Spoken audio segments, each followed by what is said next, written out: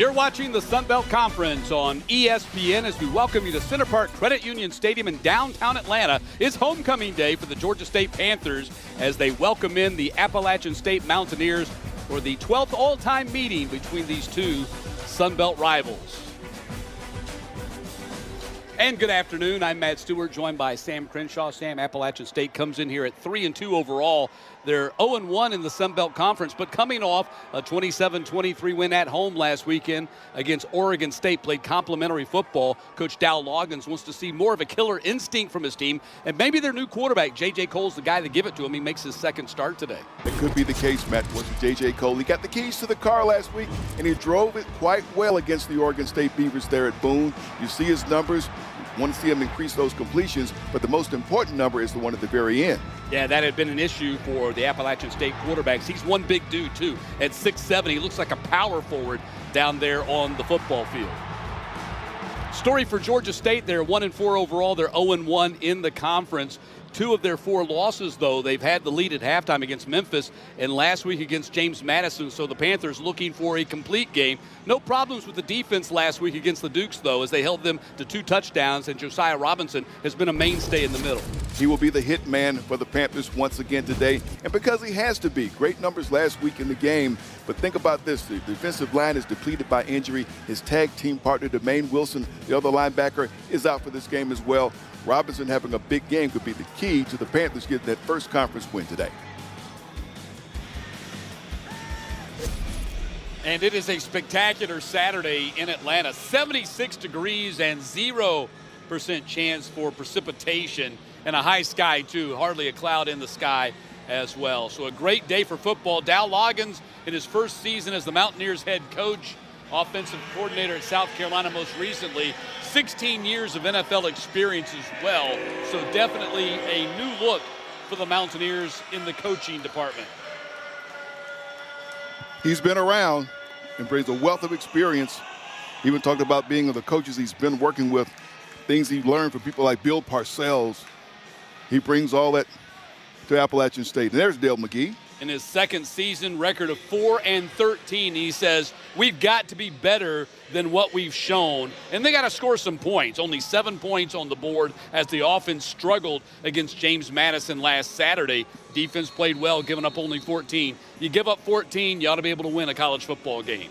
So they're looking for a better performance here today and their first Sun Belt win of the season. McAllister will kick it off to App State.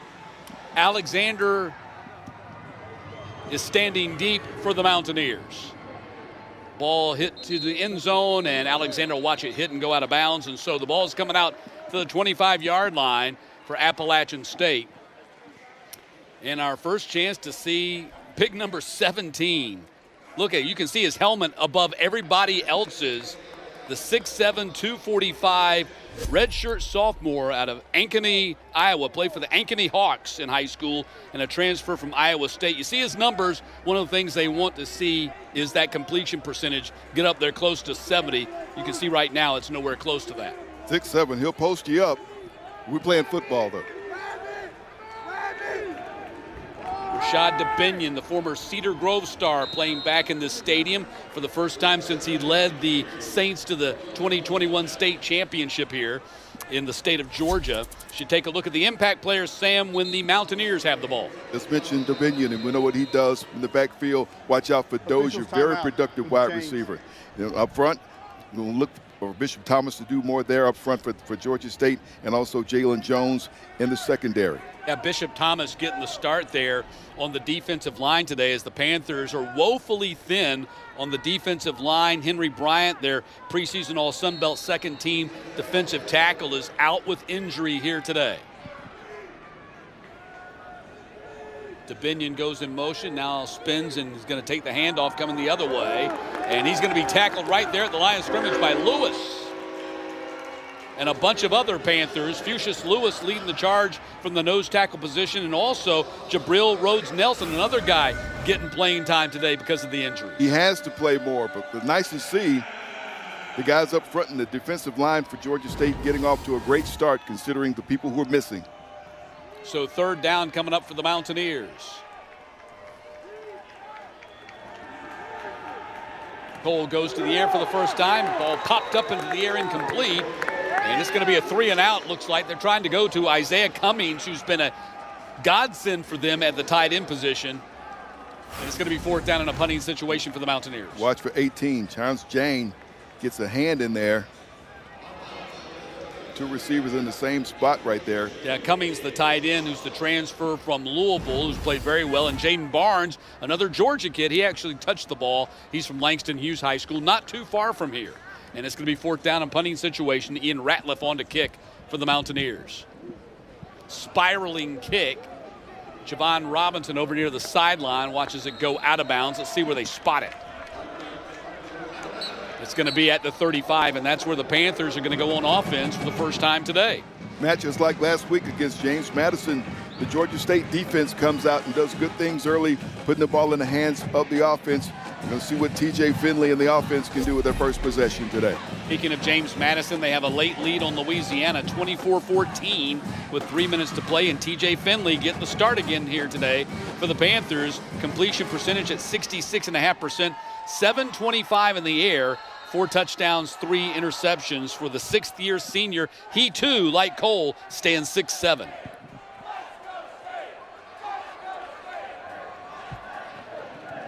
Ball batted down at the line of scrimmage.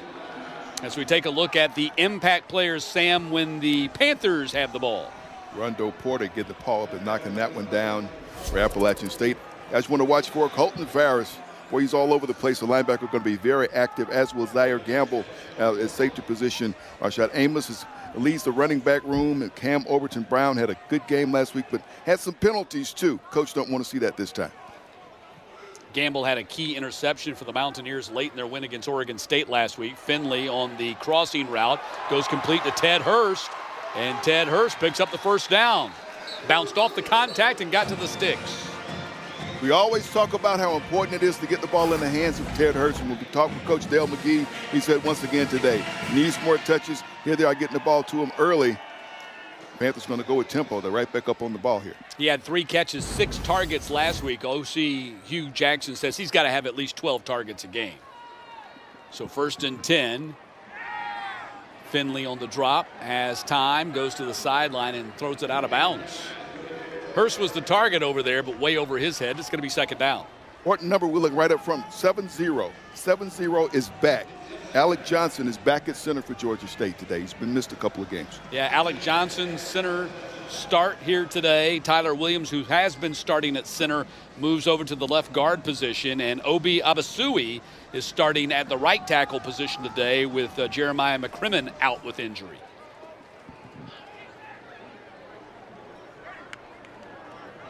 Handoff goes to Amos. Amos across the 50. Amos down to the 38, has the first down. That's a welcome sight to see the Georgia State running attack moving the ball like that early in the game. Watch for 30. Amos, nice hole there up front. What about Johnson? 15-yard pickup. Yep. Amos, nope. Ball goes to Javon Robinson this time, and Robinson's going to get 4 on the play to the 34. Thomas Davis, the young man out of Lowndes High School down in South Georgia, makes the tackle. Started his career at Miami. Just one of many former Georgia high school football stars playing for this App State football team. I think I counted 21. Bunch of them. Finley on the rollout, throws, it's complete. Goes to Hurst for his 2nd catch of the game, and Hurst gets stopped at the 24. That'll be another first down for the Panthers. This time Finley rolls right, moves sometime. And that's a good thing. We're seeing something different. Rolls out there and finds his receiver, moves the chains. Once again, Hurst being active. Not unlike last week when the Panthers were able to get to the 9-yard line, 10-yard line in their opening drive against James Madison, stalled and then missed a field goal. So the Panthers really want to cash in this first opening possession after missing out last week. So many missed opportunities last week against the Dukes as you look back at that game. Panthers actually had a chance to beat them. Finley, one-handed catch attempt by Cam Overton Howard. Couldn't haul it in inside the 5. Now he's still down. Not getting up just yet. Officials timeout. Yeah, it looks like it's pretty serious too. So we'll step aside as they tend to Cam Overton Brown. He's pounding the ground with his fist.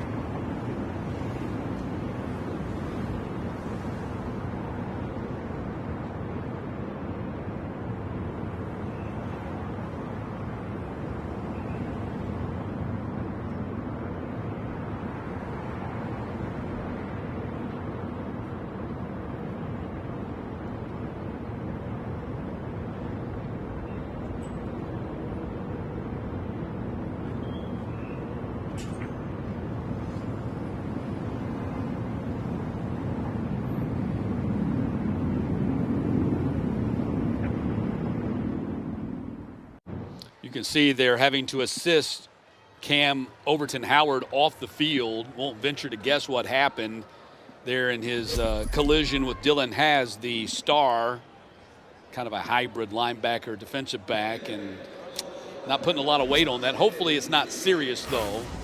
But his return to this game looks like it could be in question. There he is. He got one hand on that pass, couldn't do it, and then just the way he lands, and maybe that contact right there afterwards. Yeah, it kind of looked like Haas' knee kind of planted in his quad muscle, so hopefully he's going to be okay.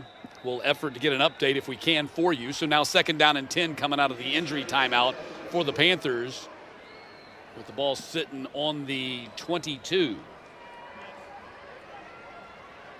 Finley 3 of 6 for 29 yards so far. 2 of those 3 passes have gone to Ted Hurst on this drive, which started for the Panthers at the 35.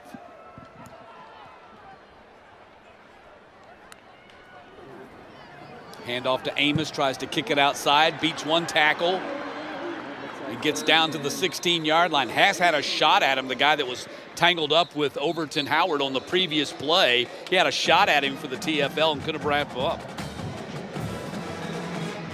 So now it's 3rd down. Panthers have not been great on 3rd downs here. This is actually their red zone conversions. They're 12th in the Sun Belt. And it is also 3rd down on top of that. They haven't been great on 3rd downs either.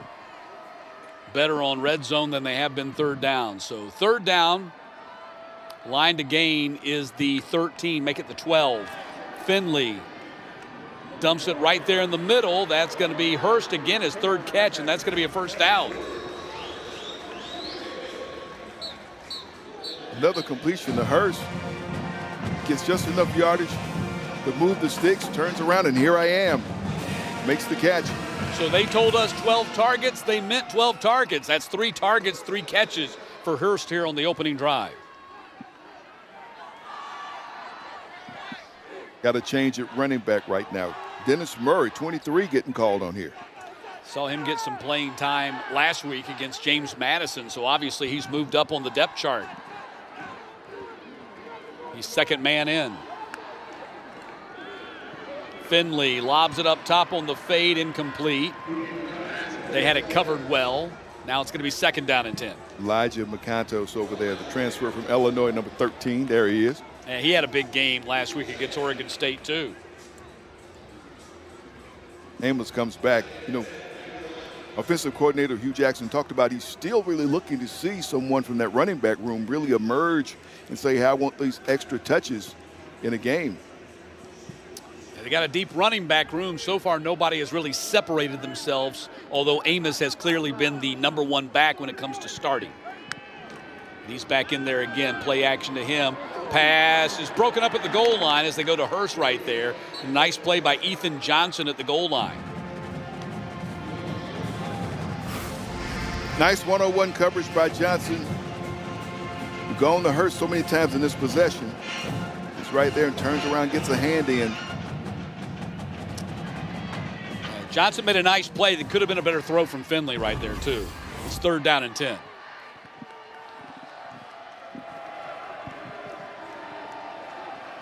You got to get some elevation on that and let Hurst go up there and make a play for it over the corner. Finley, quick pass, inside the 5, broken up. Johnson was covering Hurst again. I don't know whether Johnson got a hand on it. I don't know if he got a hand on that one or not. I think he just couldn't hold on to it. Here comes an adventure for the Panthers. They've missed 5 out of 6 field goal attempts this season. Here's reverse angle for you. Some pressure coming in. Right there, Porter. So this is a 28, 29-yard field goal attempt for McAllister right in the middle of the field. This is almost a PAT.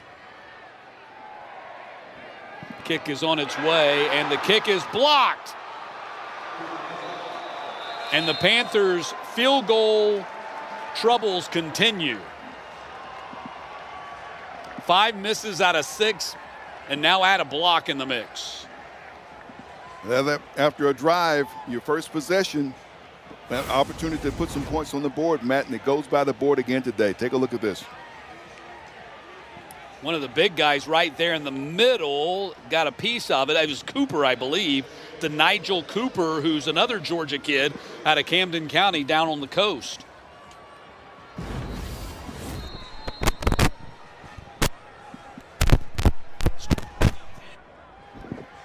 First and 10 for App State as they go on offense, having surrendered no points here. Cole to the air, and it's broken up right away. Trying to go to Alex Sanchez, another Georgia kid. He started Grayson High School, played in the state championship game last year, but he got broken up right there.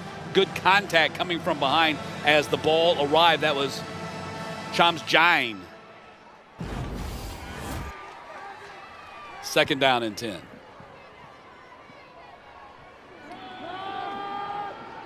DeBinion on the run. DeBinion running hard up across the 21, 22-yard line. Good strong run by DeBinion. Finding some room off the right side of that line, and watch for 23. Jalen Jones has to come up and finally make the stop, bouncing off the defenders. Got a chance to talk to DeBinion before the game, and put my arm around and said, you remember what happened the last time you were here? And he, of course, obviously remembered, had a big smile on his face. Big highlight for him. And DeBinion gets wrapped up shy of the marker. Big time play right there by Marlon Dean. Dean, boy, he was in the secondary, backfield quick. Yeah, they need Dean to step up and have a big game for him, especially with all these injuries they have on the defensive line today. So the Mountaineers come up short on 3rd down and short, and they're kicking again.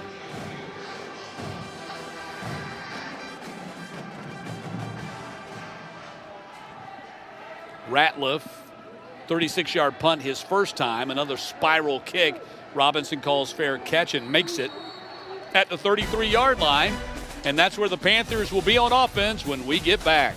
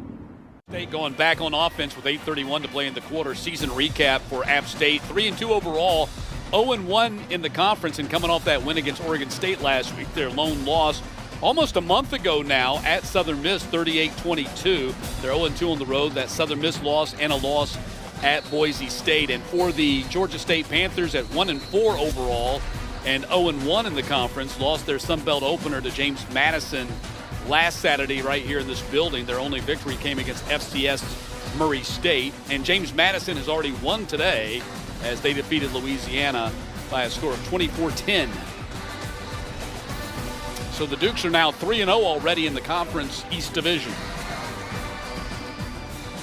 Panthers back on offense, 1st and 10 at the 34-yard line. Matt Stewart along with Sam Crenshaw in a spectacular Saturday afternoon in Georgia's capital city.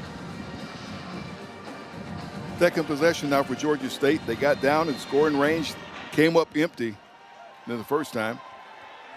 Yeah. Had a nice drive. And have 54 yards of total offense so far and nothing to show for it. Throwback to the other side goes to Robinson. Javon Robinson up to the 47-yard line and a first down catch and run for Javon Robinson. Talk about Darrell Bailey, 58, who got out there and threw the block to really make this play happen. Watch. The left tackle gets out there. There he is going to work. 13-yard pickup right there. Robinson came in 21 catches for 212, second on the team behind Hurst. Handoff goes Branson Robinson, swallowed up right there at the line of scrimmage by Sandstrom. Caleb Sandstrom read that one and sitting right there, stayed home, made the big solo stop. Big 6'3", 250 redshirt sophomore out of Andover, Minnesota. Elk River High School, sounds scenic. Yes, it does. And started his college career at St. Thomas University. 2nd down and 11, gets himself a TFL here in the first quarter. Across the middle, broken up. Trying to go to the tight end, McBride right there, who's in with Cam Overton Brown being sidelined right now with that injury.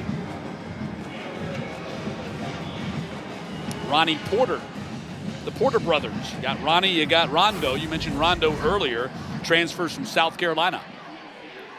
Reached that hand in there and knocked it out. Great defensive play. Of course, Dow Loggins was the OC at South Carolina last couple of years with Spencer Rattler at quarterback.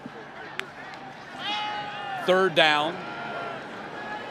And pass is thrown complete to Branson Robinson, but he's going to be stuck at the 49-yard line and go no further than that.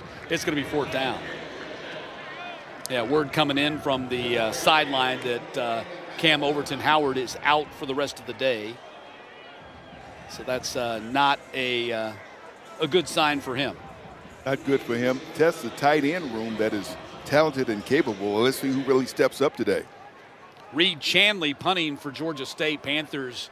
Del McGee had some issues in the punting game last week in the direction in which he was kicking it.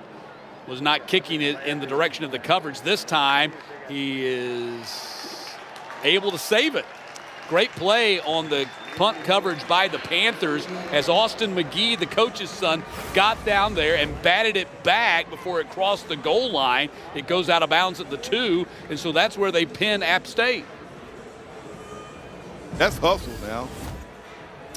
Austin McGee, the coach's son, who actually signed with Georgia State before his dad ever got the job. He signed when Sean Elliott was the head coach, and it was 2 months later that Sean Elliott left for South Carolina and Del McGee was hired. That's a look at him. Started Athens Academy in Athens, obviously, where his dad was coaching on the Georgia Bulldogs staff for Kirby Smart. So 1st and 10 for App State. And Jakari Lewis gets his first carry of the game, and he gets stood up at the line of scrimmage. Not a lot of room to run right there, down there close at the goal line. Jakari Lewis finally got some work last week against Oregon State. Dow Loggins telling us this week, look, we've got to develop. We got to force feed a second running back here because DeBinion will not make it to the end of the season if we just keep forcing all the load on him. So they change it up and he's getting some opportunities. Cole going up top far sideline, jump ball, incomplete, going to Davion Dozier, the Arkansas transfer who had a breakout game for the Mountaineers last week with 4 catches for 140 yards. Yeah, Bernard Causey there playing defense right in front of the Appalachian State bench. He was hoping they may get a call. So 3rd down, Panthers, if they can get the stop right here, will force App State to punt out of their own end zone.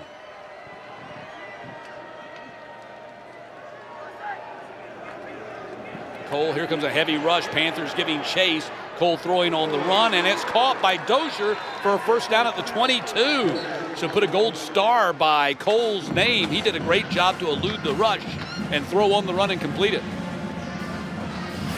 Cole showing he can move and extend the play a little bit until he finds somebody and looks and finds his target. Dozier right there threads the needle, and the sticks move. So 1st and 10. Ball is at the 22-yard line. He was a big-time prospect back home in Iowa, played for the Cyclones. Iowa State didn't get on the field very much.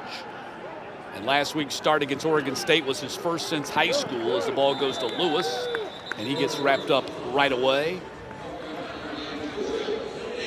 Deuce Fillmore, who's moved from a cornerback spot to the star position, the hybrid safety kind of linebacker spot, made that tackle right there. They say that Fillmore has really taken to that position. It's a very physical position. You got to be willing to hit people. Come down and make some plays. Made that tackle right there. It's going to be 2nd down.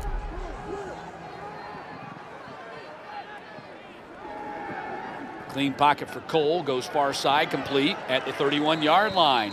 Squeezing it in a tight spot to Dalton Stroman. Stroman with the catch. 7, Deuce Walker there with the stop for Georgia State. Stroman is one of those guys who seems like he's been there forever. He is one of 5 fifth-year seniors on this App State team that's been there since 2021. 3rd down and 1. That's the tight end Cummings in motion. Cole wants to run it himself, and he will, and pick up the first down at the 34-yard line. A little bit of a delayed draw, and Cole picks up the first. He shows you he can do that as well. Picked up the yards needed. Pick up the first down. Both these quarterbacks are 6'7". Finley for the Panthers, Cole for the Mountaineers. You got to figure they played some round ball growing up, right? Oh, can't let that size go to waste.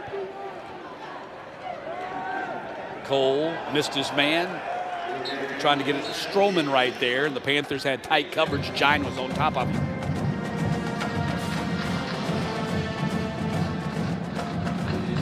Had his target right there, couldn't get it. As we said from the outset, want to improve his completion percentage. Build on what he was able to do last week. Yeah, right now, he's 3 of 7, so he's at 43% right now.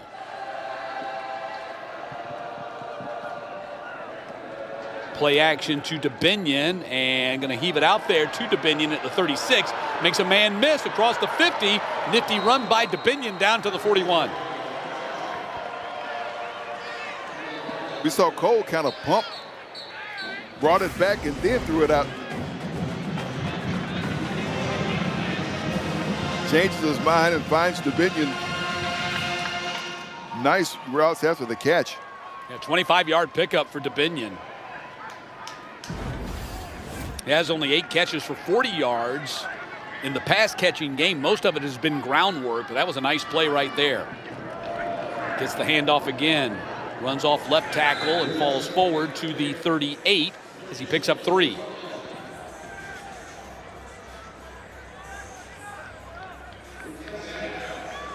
DeBinion has rushed for at least 95 yards in all 5 games this season, averaging 122 a game, which is number 5 in the country. Came in at 611 rushing yards total on the season on 107 carries. They've used him a lot, over 20 a game. Across the middle, that's caught for a first down and more, and run out of bounds at the 12-yard line. That was Mbake, who's also starred here in Atlanta. I know you're getting tired of hearing that, but so many of these guys are from Atlanta. He started at North Cobb High School. Started his career at Arkansas. It's homecoming day for Georgia State, but it's also homecoming day for a lot of these guys with Appalachian State. No doubt about it. 25-yard pickup for Mbake. So 1st and 10.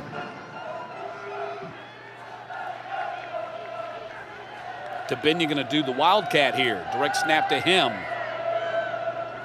And does not have much success with it as Walker comes up to make the tackle. Kendrick Walker having to play that other linebacker spot with Wilson out today. Yeah. Kendrick Walker, Kobe Owens filling in for Demaine Wilson there, that inside linebacker position, as you just mentioned. Makes the tackle right there as we approach 1 minute to play here in the first quarter, but App State now has moved inside the red zone. Cole, heavy rush, gets it out of there and throws to the back of the end zone, incomplete. Pressure coming by the aforementioned Kendrick Walker right there. Walker with some pressure for Cole. Threw it too long for his target. Here's a look the first angle, yep. And he did a good job of laying off, too. Remember, the Panthers got a roughing the passer penalty last year when the defender buried him. You got to let up when the ball gets out of there. You can see the Appalachian State Mountaineers 35% timeout this season on third downs, and a timeout has been called by the Mountaineers with $1:09 left here in the first quarter. We'll step aside as they take the timeout. Scoreless here in the first, but the Mountaineers threatening to get on the scoreboard.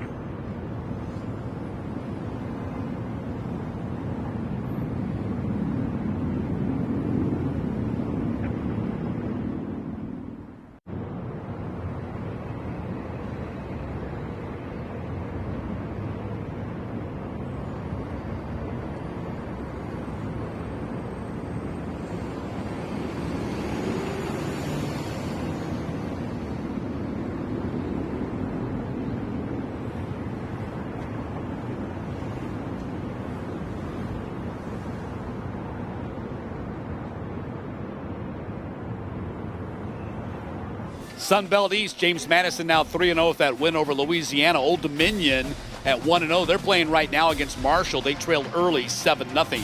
In the West, how about Southern Miss? Big win in Statesboro on Thursday night. They're now 2-0. What a job Coach Charles Huff has done at Marshall and now doing at Southern Miss. Remarkable work. So third down here coming out of the timeout. Lewis in there at running back. Cole in the pocket. Fires and caught in the end zone. Touchdown, Appalachian State. Ball goes to Dozier.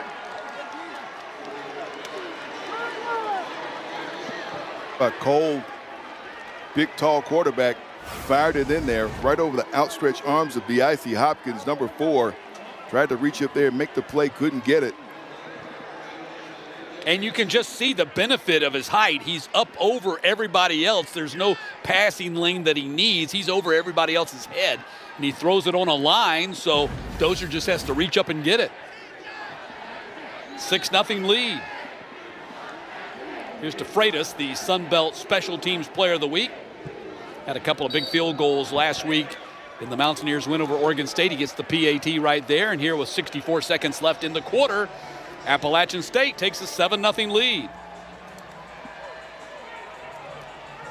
Methodical drive, nice mix, run, pass. Good drive for J.J. Cole, completing it to finish things off. And I tell you what, Davion Dozier, he had been hurt first couple of games, played in the Boise game, didn't have any stats, but then had a huge game against Oregon State, last week. And just what a benefit to add him to an already strong wide receiver core. Had 4 catches for 140 last week in the win over the Beavers, including a 28-yard touchdown catch and also a 68-yard play that set up another touchdown as you take a look at a very impressive 98-yard drive. 13 plays and 5.5 minutes off the clock as App State goes literally the length of the field and takes the lead.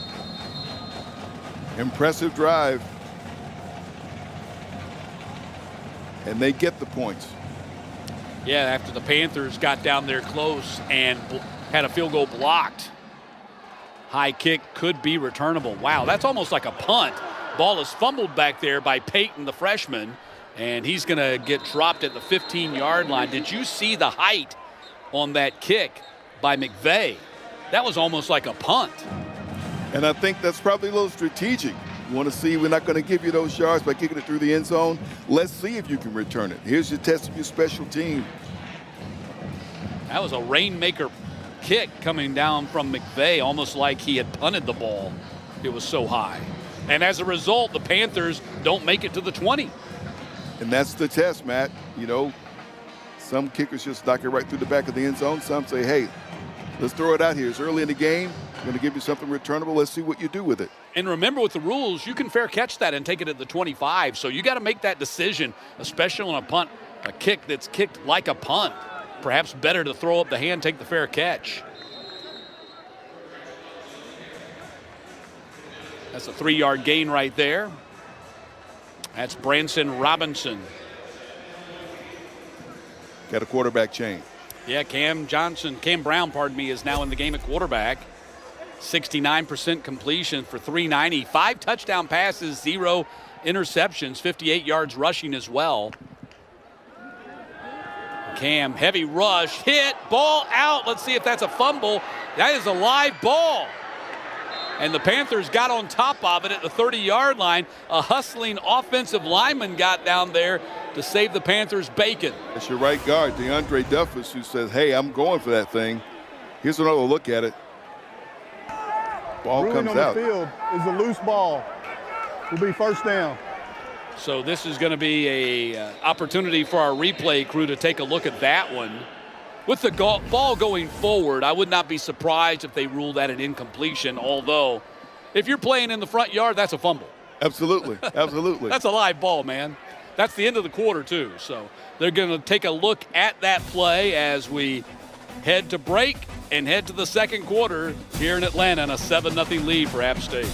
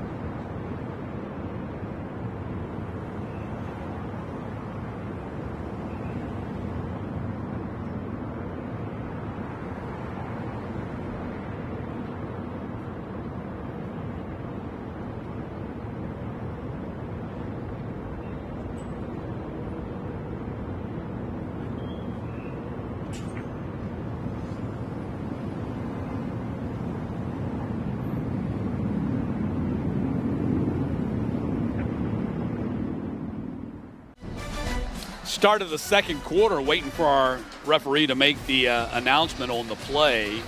He hasn't done that yet. Doesn't look like he's going to. No. Here's a look at it again. And I think it's a fumble on watching the replay here.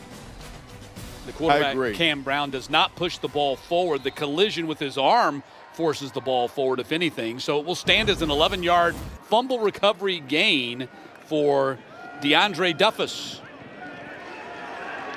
Wow, Panthers going in reverse right there to start the quarter as Amos got blown up at the line of scrimmage and takes a loss. And that was Cam Fleming, the star linebacker, defensive back, making the tackle.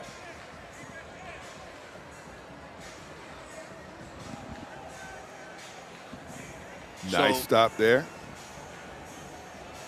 If you haven't watched, this is not unusual for the Panthers to use both quarterbacks. They've used Cam Brown kind of in this relief role, spot plays here and there. Brown going to throw across the middle and incomplete at the 39-yard line as McBride could not hold on to it. So Avion McBride's going to get a lot of playing time today, with it already being announced that Cam Overton Howard's out for the rest of the game with an injury. And there's a flag down on the field at the 20.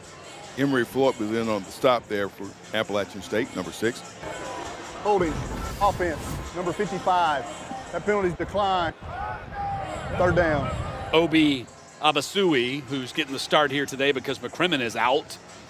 And that penalty is declined. So going back to what I was saying about Cam Brown, as you take a look at the third down conversions today, Panthers 1 of 3. The one thing that came out of this week is that Dell McGee hinted that they might sub him in during the series instead of at the start of a series. Okay. That hasn't happened yet. He came in at the start of this series. Play action, heavy rush to Cam Brown, and they dump it off to McBride, and McBride is going to get stopped short of the first down at the 37-yard line. Floyd there on the stop again that time. Very interesting. It seemed like they turned up the pressure when Cam Brown got in the game. And I don't know whether that was my imagination or it just seemed that way or they actually did. But it seemed like to me they were trying to heat Cam Brown up. They were. They were bringing the pressure on him. And also contained. They know what he's capable of doing sometimes to run the ball. They want to make sure he doesn't hurt him that way. He's definitely a bigger running threat than TJ Finley, as Chanley's on to kick and Jaden Barnes standing deep for the Mountaineers. Booming kick, but returnable for Barnes. Now he calls fair catch, and it hits off somebody in the sunlight. Panthers hop on top of it at the 2-yard line. Did it hit the Mountaineers? I believe it did. Tyson McCrary ends up falling on top of that. Here's another look at it. Falls off 7. I think that's Favors. Yeah, it does. Hits off Jordan Favors, the young man from Griffin, Georgia High School. He was blocking, never saw the ball coming. Right off the right leg. So a huge break for the Panthers as they recover at the 2. Tyson McCrary, who played his high school ball at Walton High School here in Atlanta. His dad played in the National Football League. Recovered that loose ball. Not really a fumble. I think they're debating on whether the ball should be spotted back where it hit the App State player. The ruling on the field. The ruling on the field is illegal touching. The recovery was made by the kicking team. However, the ball was touched. Therefore, the ball will be App State ball because there was active blocking during the play. First down. Wow. So App State gets the ball back. Oh.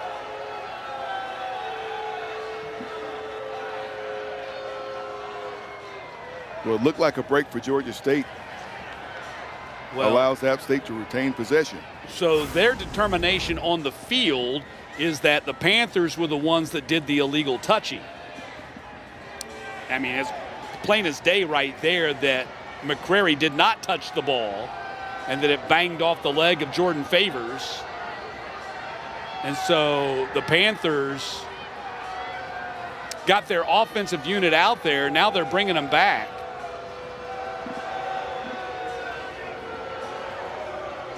I need someone smarter than me to explain that one, because clearly looked like the illegal touching was on the Appalachian State player. Dale McGee wants an explanation. He's talking it over with the officials. Meanwhile, the Georgia State defensive unit back on the field. Well, they have to be after that ruling by the officials. I thought, if anything, the ball would come back to where App State first touched it, but it would be the Panthers' ball since they recovered. But I'm lost on this one. Being told that the play is under review.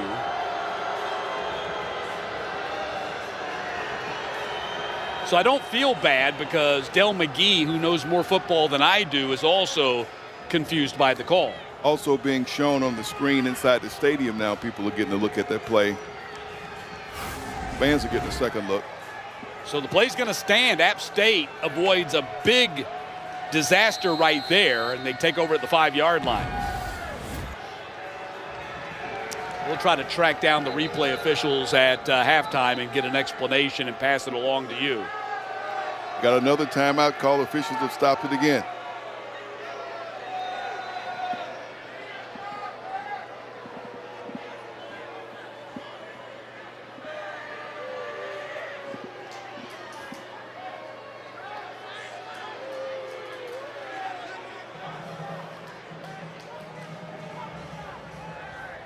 They're continuing to talk this over.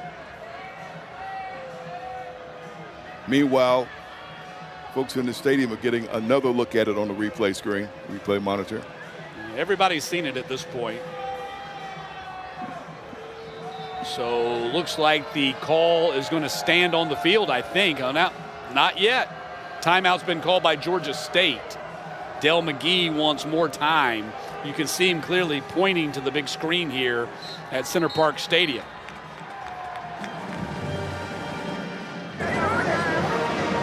Georgia State has chosen to take a timeout to challenge the play. Video is under review. So here you go. It's being challenged by the Panthers.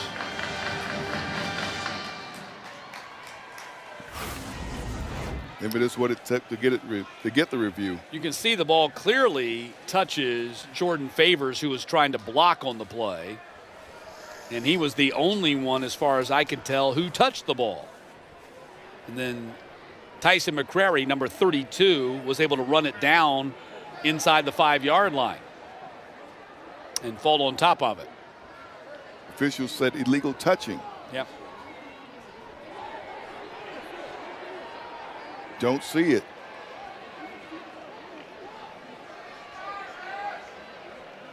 Bright sunshine right there. Could that be a distraction? Maybe they saw it a different way. Well, let's see what the review. While we have the moment, I want to send our well wishes to Jay Allen Poole, who's a big Georgia State Panther fan. Super fan. Who has he's only missed, today is just the third football game he's ever missed since the Panthers started the program in 2010. He just spent a little time there in the hospital, and so we wish him well as he recovers, and get back soon. Look forward to seeing you here at the stadium again soon. Absolutely. He's always at Georgia State football and basketball events. And, yep, it's in surgery this week. Understand the recovery is going quite well. We miss him here at the stadium. Hope that he's watching. Yep, I know that he's watching. He said that he would be watching, so we better do our best job here today. All right, we'll do that for him. Here's the call.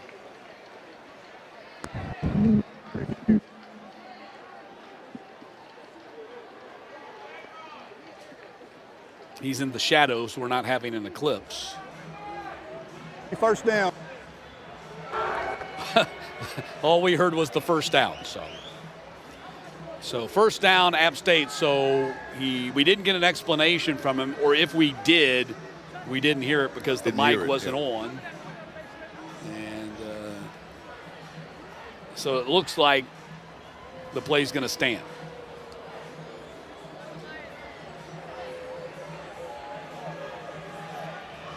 A lot of people shaking their head on this one, Matt.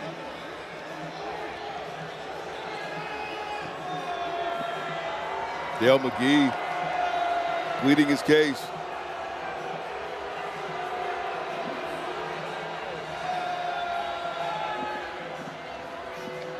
It's like trying to, or at least for me, like trying to talk my way out of a ticket. Never works. Nope. Not that I've ever had a ticket, Sam. Just when I thought I might get. Or tried to talk your way out of one. Exactly. I've never done that. So 1st and 10 for App State, ball at the 5-yard line.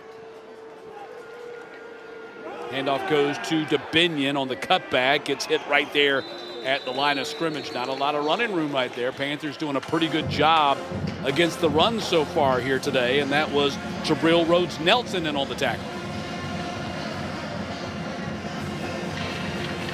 Only 22 yards rushing for the Mountaineers so far here today.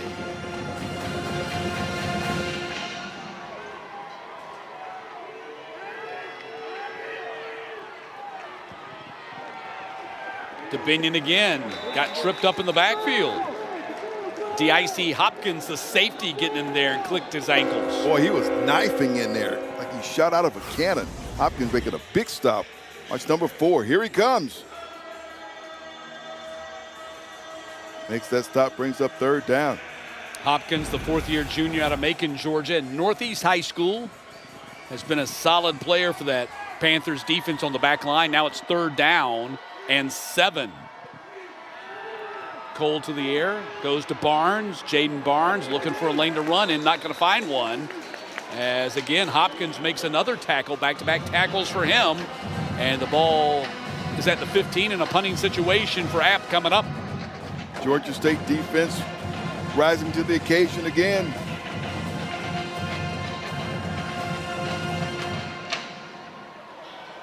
So even though the Panthers did not get the ball inside the 5, they get the next best thing. They get a 3 and out right here. They get the ball back.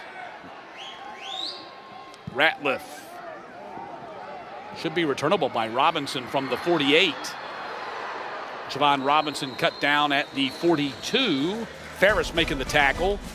And that's where the Panthers will go on offense here early in the 2nd quarter.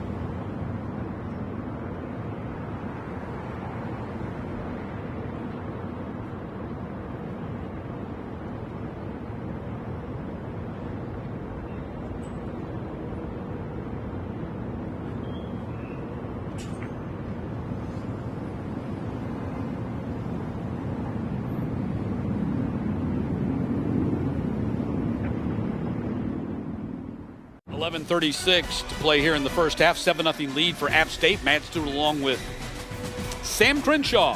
Thanks for joining us on a spectacular Saturday. Other scores around the conference right now. Marshall is leading Old Dominion 14-7. Old Dominion and James Madison. Big game next Saturday, but Old Dominion needs to win here today. Still be big, but bigger if they win here today. So take a look at the 90 yards passing for App. 25 yards rushing for App, 7 for Georgia State. So neither team able to get the running game going just yet. Panthers now 1st and 10 from the 42-yard line. We were told by way of our producer through the replay that the play is not reviewable. So they couldn't even look at it because it's not a reviewable play. But I do want to catch up with the replay officials at halftime if I can, just to get an explanation. I thought if anything it would be called a muffed punt. But that's not what it was called on the field. Finley back in the ball game, throws to Robinson behind him, incomplete.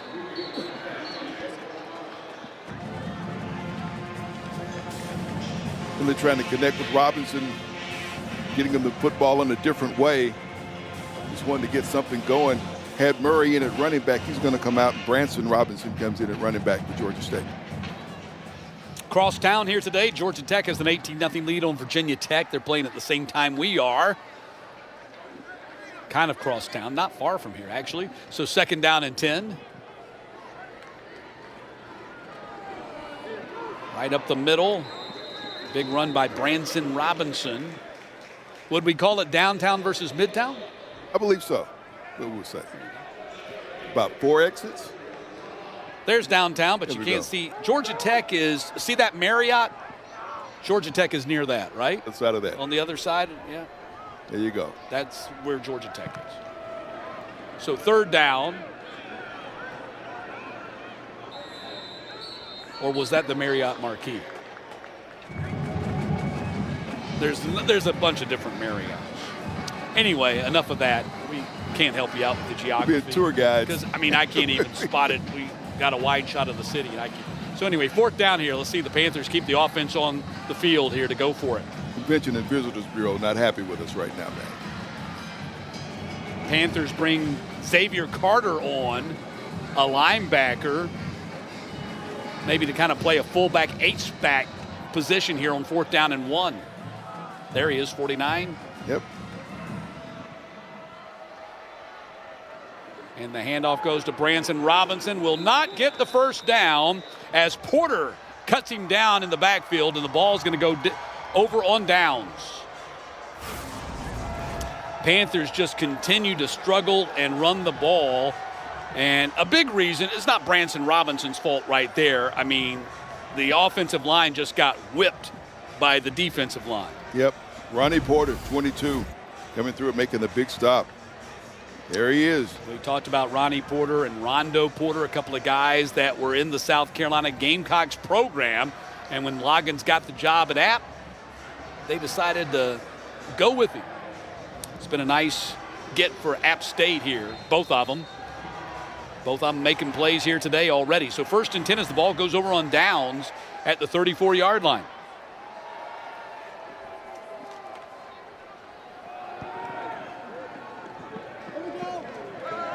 Jakari Lewis getting the carry. Short gain for Lewis.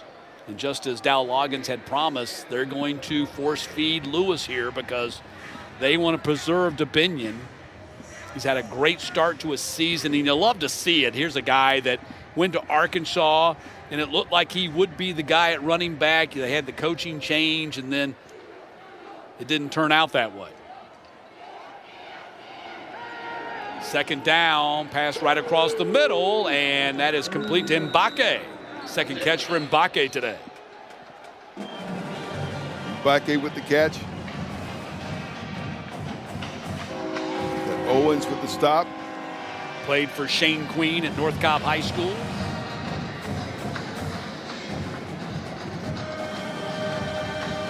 Third down and 3. Ball sitting on the 41. Of course, he started his career at Arkansas, then was at Kilgore College before landing at App State. Another part of that Arkansas connection. Ball goes to Lewis. Of course, Loggins with connections to Arkansas. He played there, coached there. He was actually there when Jimmy Smith, the former Cedar Grove coach, former Georgia State coach, Right. was there. And, of course, Jimmy Smith's now at TCU. Going for it on 4th down here, Matt. Well, they're trying to draw the Panthers off.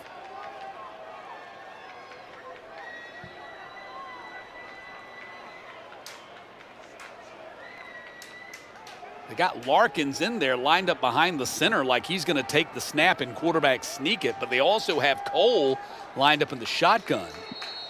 And now they call timeout as the play clock gets to 0. Oh, they didn't call a timeout. 5-yard No, penalty. they just take a delay of game. 4th down. So it's going to be 4th down. They just take a delay of game penalty instead of burning the timeout. So a 5-yard mark off, and now they definitely will punt. That was an interesting formation they had there. They had David Larkins, their tight end, lined up behind the center like he was going to take an old-fashioned Bart Starr quarterback sneak. Just trying to see if they could pull the Panthers off. Couldn't get them to do it. So another good series for the Georgia State defense. Both teams have played well on defense. Ratliff. Robinson takes it in the shadows at the 21, and that's where the Panthers will go back on offense with 8:13 to play here in the first half. They're down 7.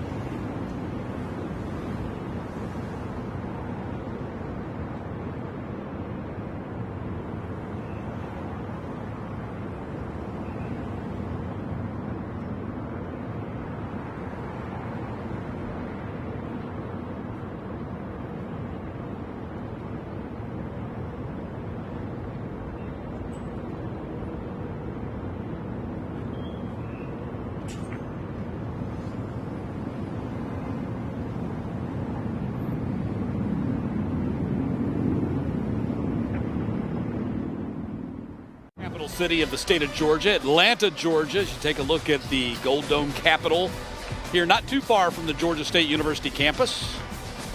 Spectacular Saturday. And the Hamburglers here today. There he is. He got a sock from somewhere. I mean, that's better than any play toy you can buy at Toys R Us. You know what I mean?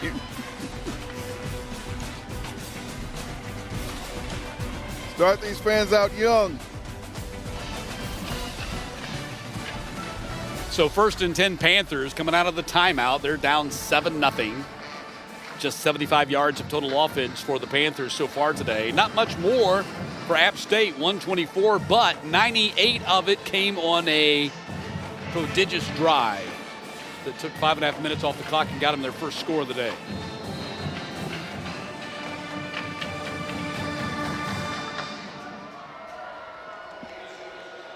Marshall continues to lead Old Dominion 14-7.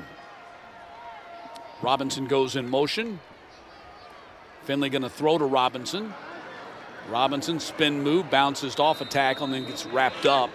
Nice job by McCantos to make that tackle out there.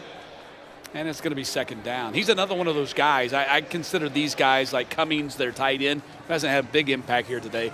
These are transfer portal success stories. These are guys that started at another place, for whatever reason didn't get the playing time that they wanted, and now have found a new life, a second career, second life at a new school.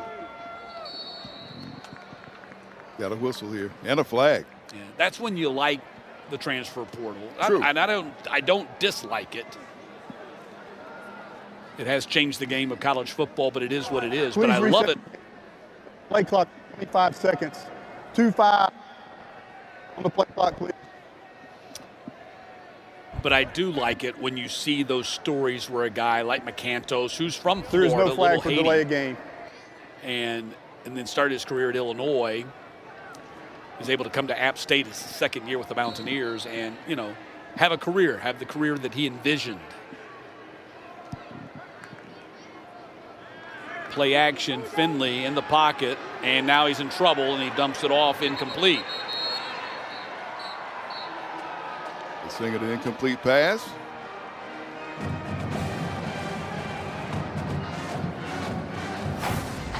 There is no foul for intentional ground. Number 35 in the area. It will be Reverse angle right there. Correction, that was third down. manual. I'm sorry, it was not 97, not 9, but Abrams Verwain, former Marietta Blue Devils star, who actually played for the 2019 Marietta team in this building that won the state championship. He's back. We joked with DJ Smith, their defensive coordinator. He said, man, that guy's so old, he's going to have to start coming to the staff meetings. He's been around a long time, but good to see him playing here today.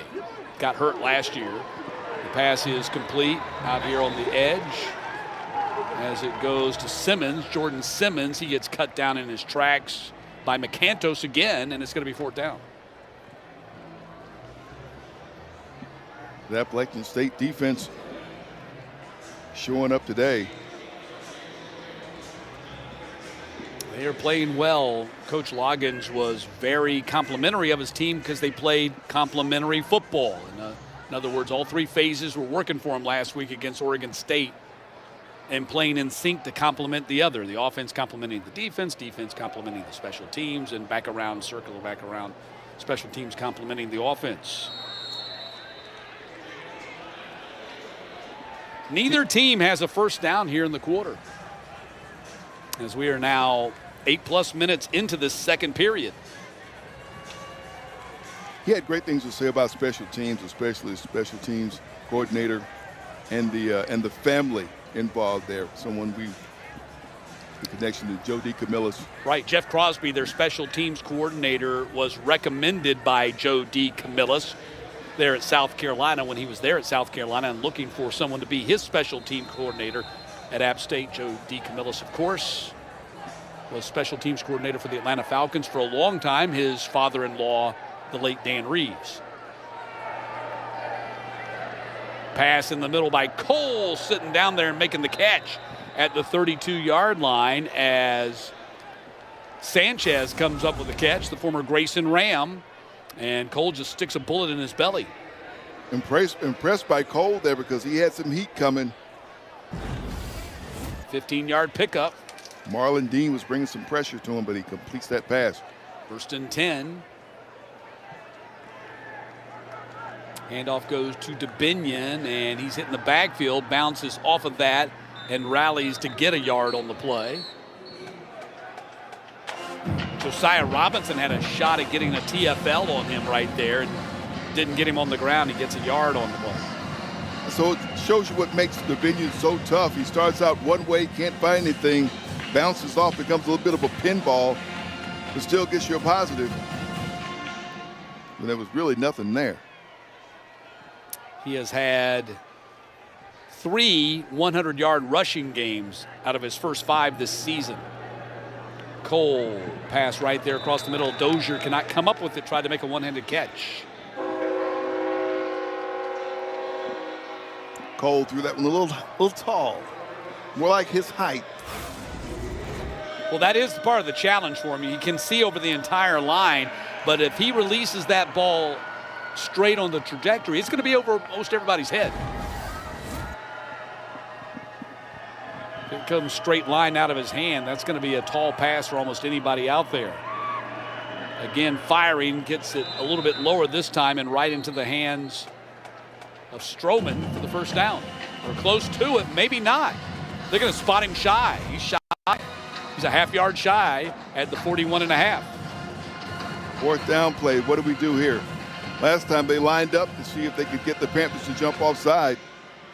Not so fast, as Lee Corso would say. He signaled first down. Stroman thought he had the first down, but not quite yet. Now it's 4th down and a half-yard. We saw an interesting alignment, Nestle. Look at this one. Cole under center. Going to hand off and get the first down to Binion. Good job by Dominion. He was met there at that line, and then a gap opened up to his left, and he shot through it and picks up the first down at the 48. Nice run by Rashad Dominion. Left side of that line, Jayton Ramsey, Caton Swick. Left tackle, left guard. He found a little something there. Both Trent Ramsey and Jaden Ramsey were on the injury report midweek, but available here today and playing and starting. That was an 11-yard pickup on that 4th and half a yard. Cole pump fake, looks in the middle now and tipped up in the air, too high for Barnes. Hopkins on the coverage. That one a little behind Jayden Barnes. Yeah, it was a tough pass to catch. Now, Barnes got off to a great start this year, in particular the Charlotte game when A.J. Swan, the then starting quarterback, had a super game, was named Sun Belt Offensive Player of the Week. But Barnes has had a little bit of a problem with drops the last couple of weeks. I wouldn't pin that one on him, though. 2nd down.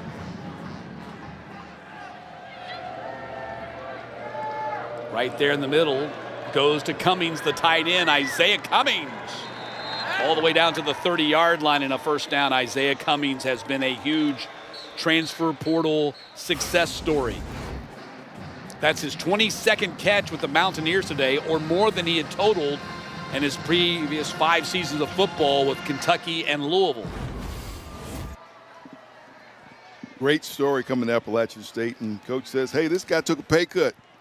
He says basically the way he summed it to come to Appalachian State and get a chance to play and have the kind of season he needed to have. And with the season he's having right now, he's going to have a chance to make a bigger payday next year in the National Football League. Goes to Cummings again inside the 20, and Cummings all the way down to the 13. Isaiah Cummings making his presence felt here. Started his career at Kentucky. Played in 4 games, redshirted last year at Louisville. In the transfer portal, making big-time contributions for the Mountaineers here in 2025. Block right there by Jayden Barnes. Huge on that play. That one for 18, Sam. Here's a look at Cummings. 6'4", 240. I mean, he's got NFL size and skill set. Handoff goes to Lewis. Jakari Lewis still pumping those legs, gets driven back. Jabril Nelson Rhodes makes that tackle along with a couple of his buddies. Bishop Thomas in there as well today. Big shoes to fill for Bishop Thomas with Henry Bryant out with injury today. 30 seconds in length. Please put 2:41 on the clock. So a timeout with 2:36 left on the first half clock. Thank you. We'll step aside.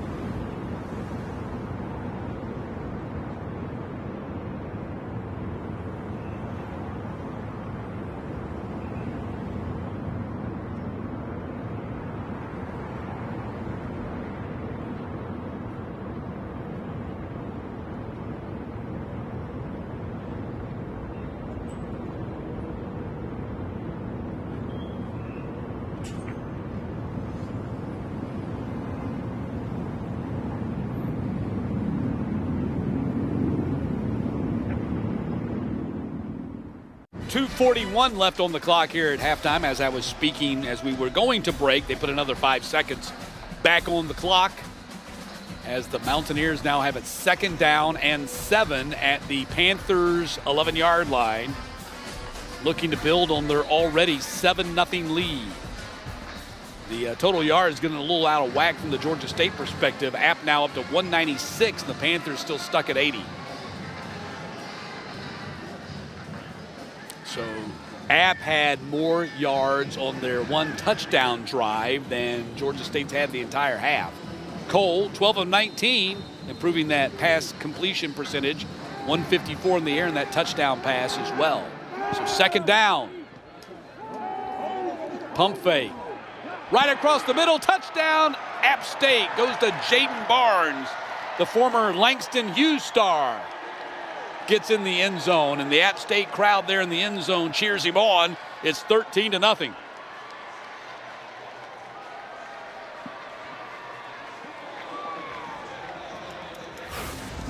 We talked about Barnes, some difficulties that he had. We saw him early on this drive with a big block on the play, and here he is with the catch to finish the drive. Yeah, no problems here today. The Freitas is on for the PAT. Ratliff, the punter, is the holder, and Poff is the long snapper. Kicking into the shadows. You can hardly even see the football, but you do see it go through the uprights, and it's 14-0. A 10-play, 83-yard drive, 4:03 off the clock. So App has had a 98 and an 83-yard drive here in the first half, and those 2 drives have totaled nearly 10 minutes. Getting time off the clock, but the important thing for them, Matt, is that they've been able to finish the drive with some points. Yeah, and with this offensively challenged Georgia State team already down 2 scores, Panthers only put 7 on the board last week against James Madison. And a 14-0 lead now for App with 2:37 to play in the half.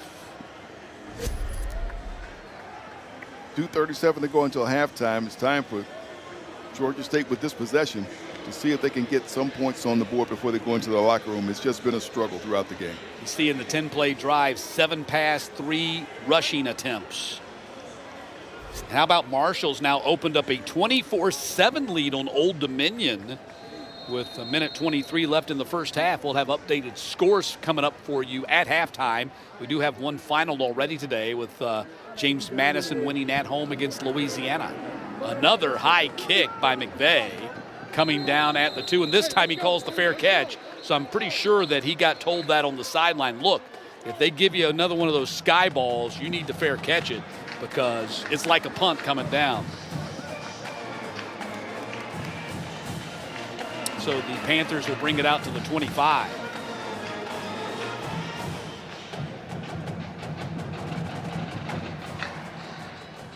Finley back in there at quarterback, I believe, right? Yes, he is there. Yeah, Finley, number 4, is out there. They did have Cam Brown in for 1 series, just a couple of plays. Amos in there at running back. Finley looks to the other side and throws it low. Short hopped it to Javon Robinson. How about that crazy American League wild card game last night? I finally had to go to bed, but the Mariners finally win it in, what, the 14th or the 15th? Wow, what a game. The short hop reminded me of that. Right. Yeah, you're probably thinking, well, where's he going with this? The short hop was what maybe that triggered my baseball thought. 8 of 18, 57 yards. The ball comes out here complete to Robinson. No, Murray, 23, not 22. So Murray up to the 32. It's going to be 3rd down. So now all of a sudden the Panthers are faced with, you got to get the first down here because you're coming up on the 2-minute timeout, or else App's going to get the ball back and have plenty of time to work with it here before halftime.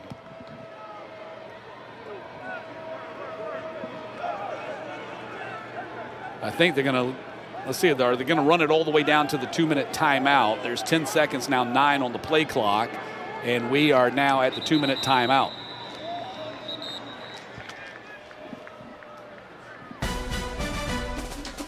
So 2-minute timeout and a big third down coming up for the Panthers. They need to convert just to keep App from getting their hands back on the ball before halftime. It's a 14-0 lead for the Mountaineers here in Atlanta.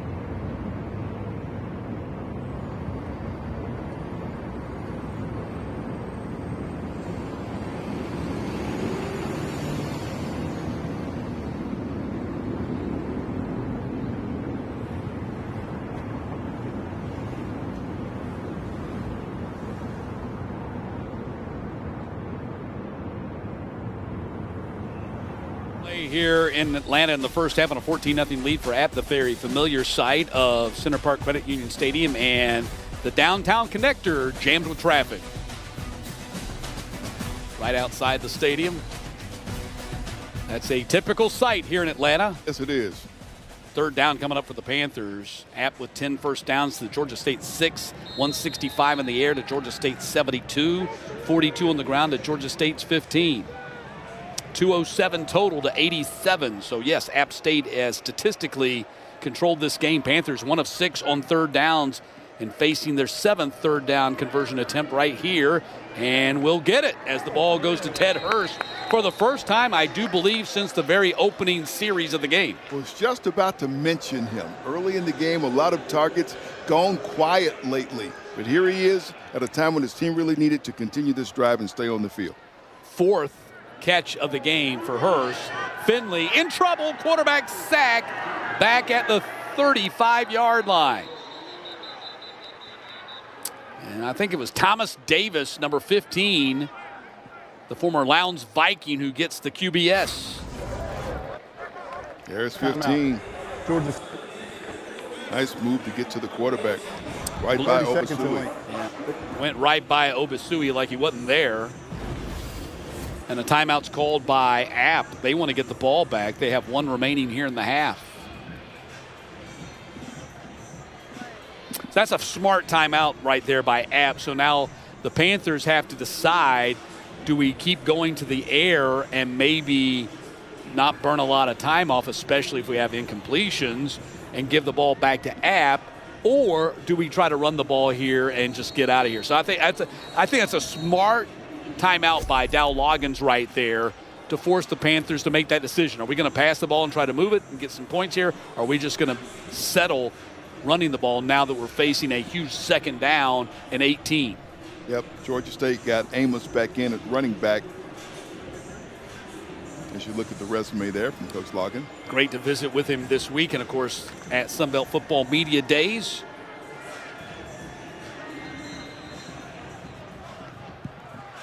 Second down. So let's see what the Panthers do here. They're going to keep going to the air. Finley guns, and it's incomplete. So not a lot of time off the clock, 1:35. Now it's third down. Just repeat what I said about the decision right here. Did the Panthers go back to the air on a 3rd and 15 and risk another incompletion and leaving time on the clock for App State here at the end of the half? 3rd and long, you're going to have to try to throw. You want to try to convert and get a... Yeah, because at this point, if you run the ball, App's just going to burn their last time out.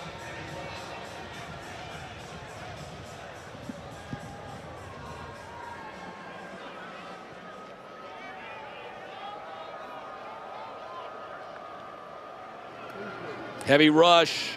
Finley dumps it off. It's complete to Amos. Makes one man miss, but not now as they come back. Cam Fleming came back on the play and made the tackle. Fourth down. App uses their last timeout right there. They're going to get the ball back. Timeout. With 1:22 on the clock, Panthers have to punt. 1:26 on the clock, please. Their second App State did a really good job of managing the clock from a defensive perspective right there.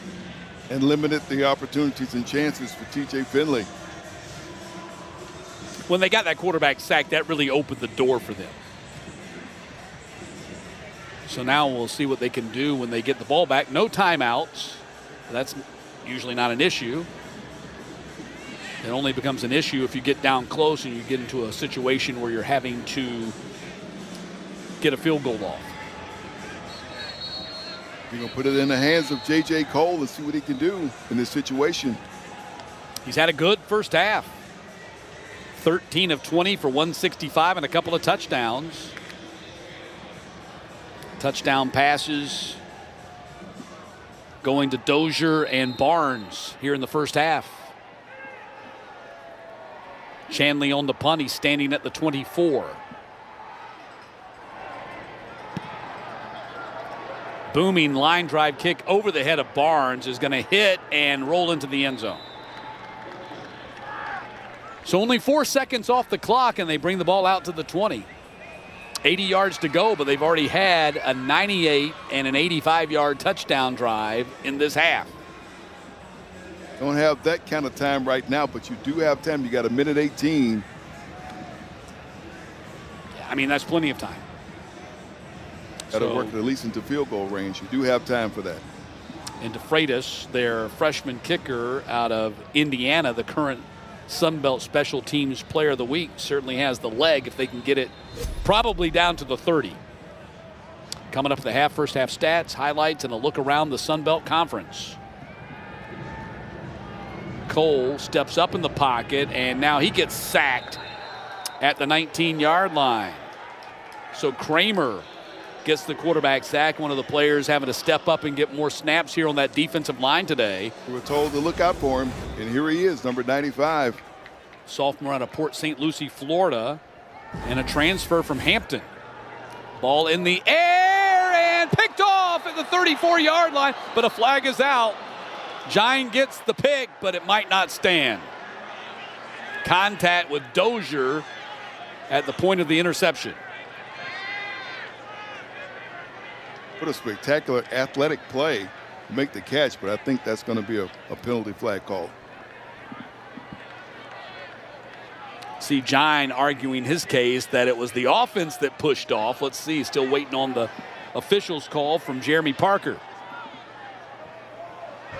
Pass interference. Deep. 8. So it is on the first down. So it is on the Panthers. It will erase the interception.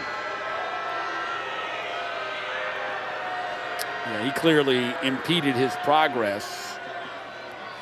Although it was a bad pass, the pass was behind the wide receiver, at least where the wide receiver was projected to be going. Not a great pass by Cole right there. They get bailed out on that one, but it was a penalty clearly on Gine.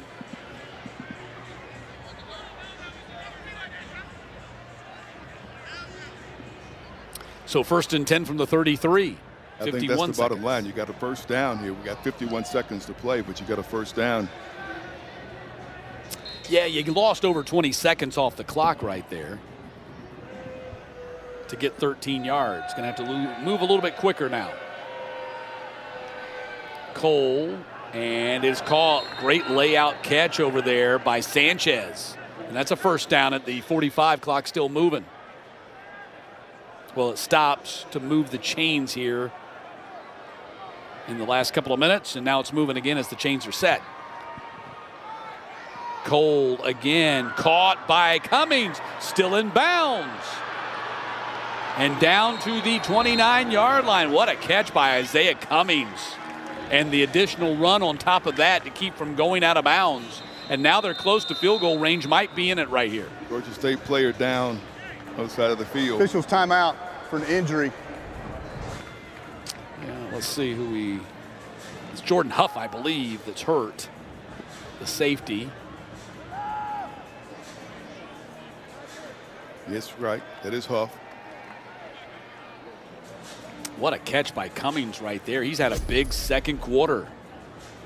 Jordan Huff, the young man from Morgan County High School, Madison, Georgia, and started his career at Hutch Community College, then East Carolina, before transferring back to his home state.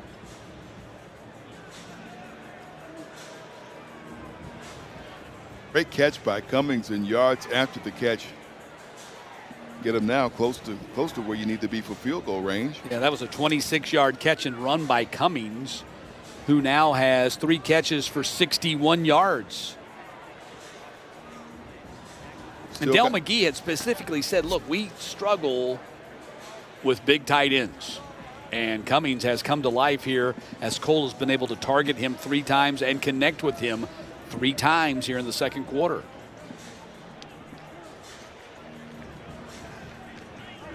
So Huff is up and walking off the field under his own power.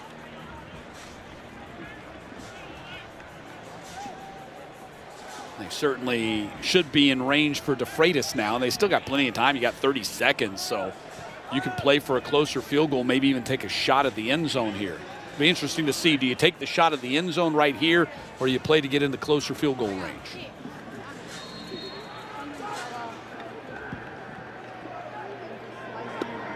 Cole going up top, going for the shot at the end zone, and broken up by Gine. Strozier was trying to reach back and catch it off his hip.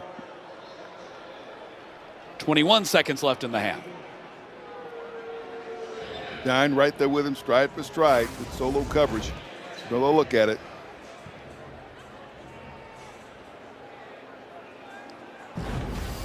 Yeah, they're not going to call a defensive pass interference right there when the offensive player is stopping and coming back for the ball. Ball in the air again, similar play, and this time Now we got a flag. Tight end broke off the route. That was Kanan Hamlet, the tight end. Pass interference, defense, number 18, 15-yard previous automatic. First That down. pass looked like it was way high for the receiver. Yeah, that is the second DPI on Gine here on this series. Talk about those penalties at the wrong time. So watch Hamlet up here at the top of your screen. There was the hold. So now you're at the 14-yard line. You got a shot to get into the end zone.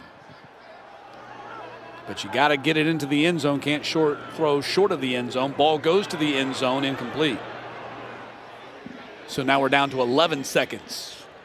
Yeah, you don't want to throw and come up short of the end zone and then have the play clock run out on you before you can get the field goal unit out there. They have no timeouts. You got time for another shot here. Second down. Maybe 2, definitely 1. Depends on how long it takes this play to develop. It's second down and 10 from the 14. This would be a 31-yard field goal from here to the air in the end zone. They go again, and no flag as they were trying to connect with Dozier right there. And that was Fillmore on the coverage, and now 7 seconds. Let's see if they take another shot. It's like their feet got tangled up there. officials rule no foul here. Take a look. And their feet get tangled up just momentarily. So interesting, they keep the offense out there on 3rd down and 10 in 7 seconds. So you run the risk of running out of time here. Got to move quick.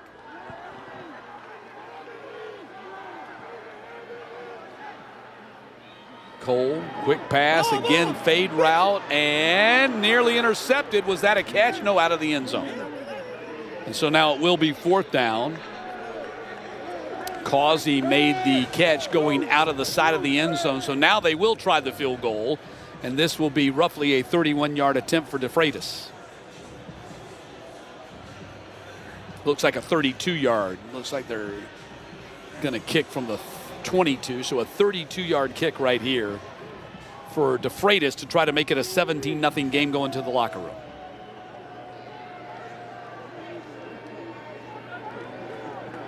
Snap down, kick is on its way, and it is good. DeFreitas pumps it through to give App State a 17-0 lead as the teams head to the locker room.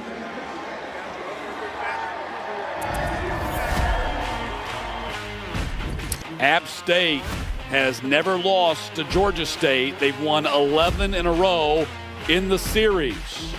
And they lead this one here today on Georgia State's homecoming. 17-0 at halftime.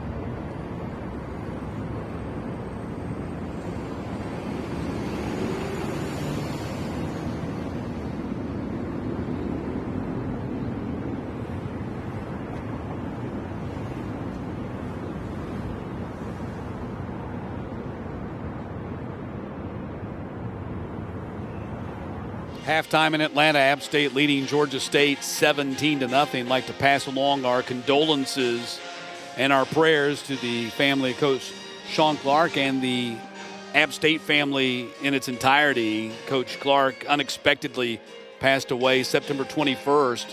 Played for App 1994 to 1998. Coached at App 2016 to 2024, taking over as the head coach in 2019. Team has been wearing the number 61 decal on its helmet the last couple of weeks in honor of his memory. Sean Clark, great guy. Got to know him many years. Visited with him at Sunbelt Football Media Days and, of course, covering games. Just a really tough situation, Sam.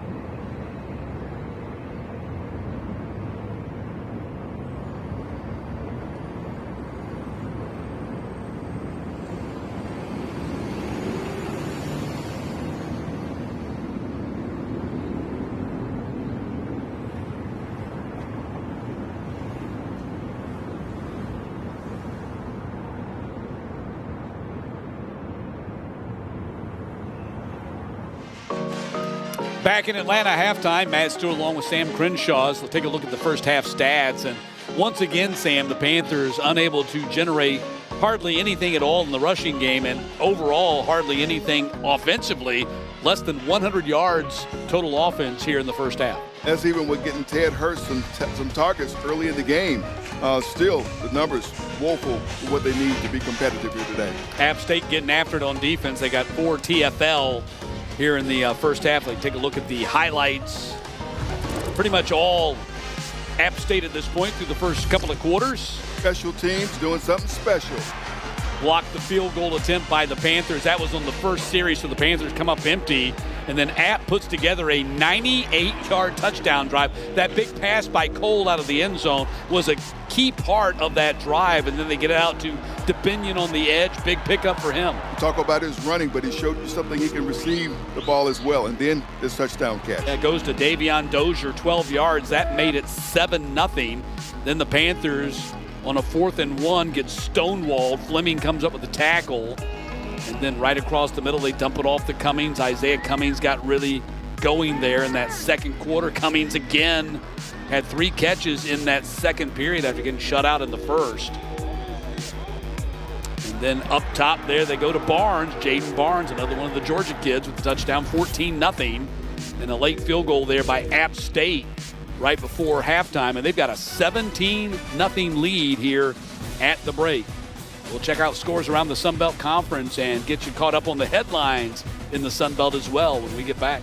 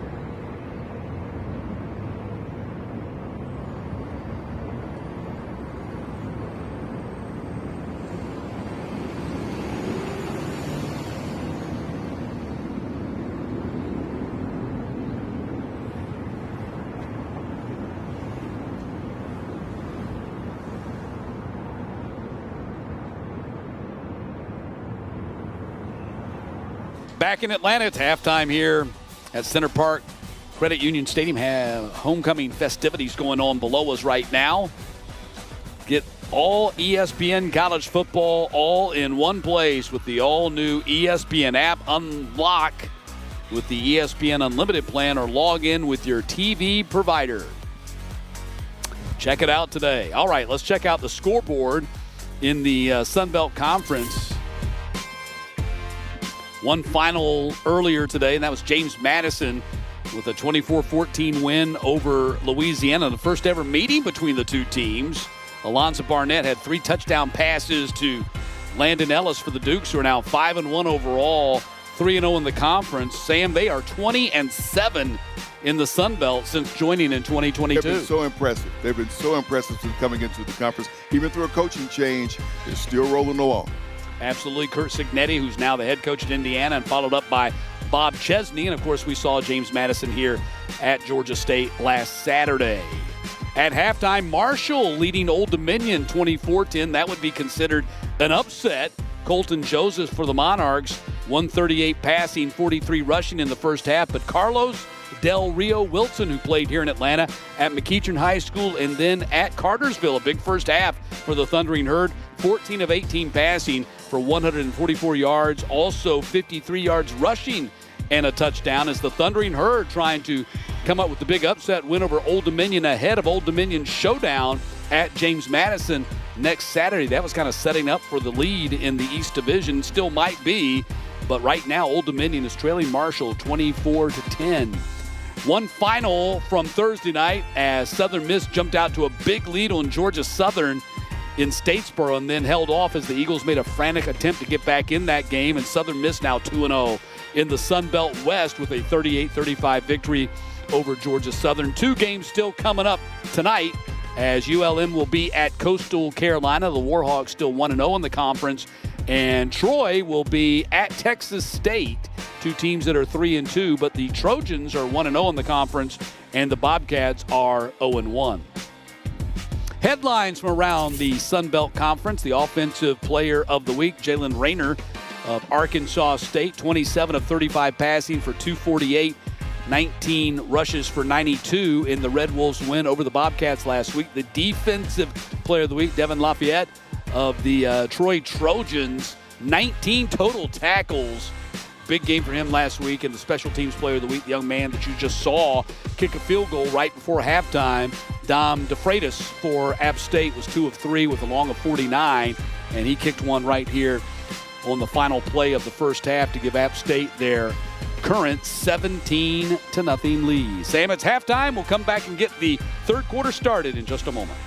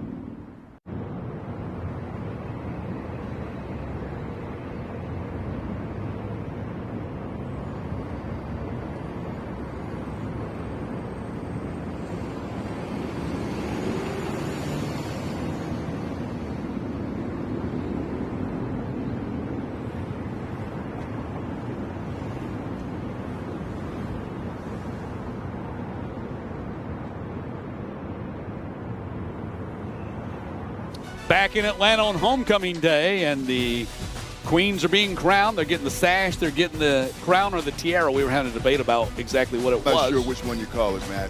It's bejeweled, we know that. Yes. And it's a big moment for this young lady. So congratulations to all of them. Smiles and waves. Yeah. Homecoming. So now the football team has to do their part. They're down 17-0 right now to App as you take a look at the QB comparison. And J.J. Cole in his second start. Remember, this is just his second start since high school because he started out his career as Iowa State. So it's been a while since he's been the regular #1 quarterback. He's done very well today. 15 of 26 for 203 and a couple of touchdowns. Finley, 11 of 22 for 79. And you talked about from the outset the most important thing for Cole was taking care of the football, not turning it over. This program had been plagued by turnovers at the quarterback position earlier in the season. They seem to clear that up with Cole being in there now, and he seems to really settle down and really gotten more comfortable this week. Yeah, A.J. Swan, who had been their starting quarterback at the beginning of the season, young man from Cherokee High School here in the Atlanta area, started his career at Vanderbilt and then was at LSU, transferred to App State, got off to a great start in their opening win against Charlotte. Just had too many interceptions, too many pick sixes, and he did not play last week, quote-unquote undisclosed injury, but he is available to play here today. But it's pretty clear, it appears that J.J. Cole has kind of taken over the position. As that and has a team up with a 17-0 lead. Georgia State going to get the ball to start the second half, Matt. And let's see what they do coming out of the locker room. Here's McVay. I don't oftentimes have great praise for the kickoff man, not because they're not important, but this guy here, wow, he has kind of mastered the sky ball there. His kickoffs much like punts. And no return there for the Panthers. They'll bring it out to the 25-yard line. He is a real weapon. I think it's even more of a weapon. Now, he kicked that one into the end zone. I think it's even more of a weapon when he can place that ball inside the 10-yard line and then make the return man make a decision. Right. Absolutely. Worked out well for him the first time he did that, and the second time Peyton took a fair catch and they brought it out to the 25. So here go the Panthers from the 25-yard line. Familiar theme for them, trying to get the offense started. Quick catch and out of bounds, no gain right there. That was Arnholt making the tackle for the Mountaineers. Murray's in at running back, got 85. Grant Hollier in at tight end. Cam Overton Howard, the starting tight end for the Panthers, got hurt early in this game. It was announced pretty quickly that he would not be back. Ball is out after Robinson made the catch and picked up the first down, but it looks like he got back on top of it. Alert to tell you about Javon Robinson. Here he is with the catch. Good run, but the ball gets hit and the ball comes out. Got stripped. Didn't just come out, got stripped. Good play by Zaire Gamble right there to strip him of the ball. And incomplete. It's going to be second down. Not a lot of verticality in the Panthers passing attack either. A lot of sideline to sideline short passes. They missed on a post pattern that we talked about at great length with Coach Dale McGee this week. That could have really changed the complexion of that eventual 14-7 loss to James Madison. Had him on a wide open post and overshot him. Second down, Murray gets the handoff, and Murray gets wrapped up right away. No running room for him there as DeNigel Cooper comes up with the tackle for the Mountaineers. Murray's going to go out, and Branson Robinson's going to return here on third down. Other side of town, Virginia Tech has closed on Georgia Tech. It's 21-14 early in the third quarter. They're tracking about the same schedule we are. They both kicked off, we kicked off, and they kicked off at 3:30 today.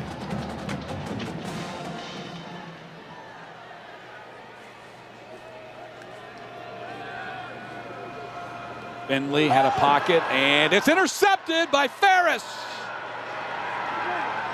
Ferris comes up with the interception, and now the Mountaineers have it in Panthers territory here early in the third quarter. What a break for the defense for Appalachian State. And Ferris just reaches up there and said, "Give me that." Wow. What an alert play, right?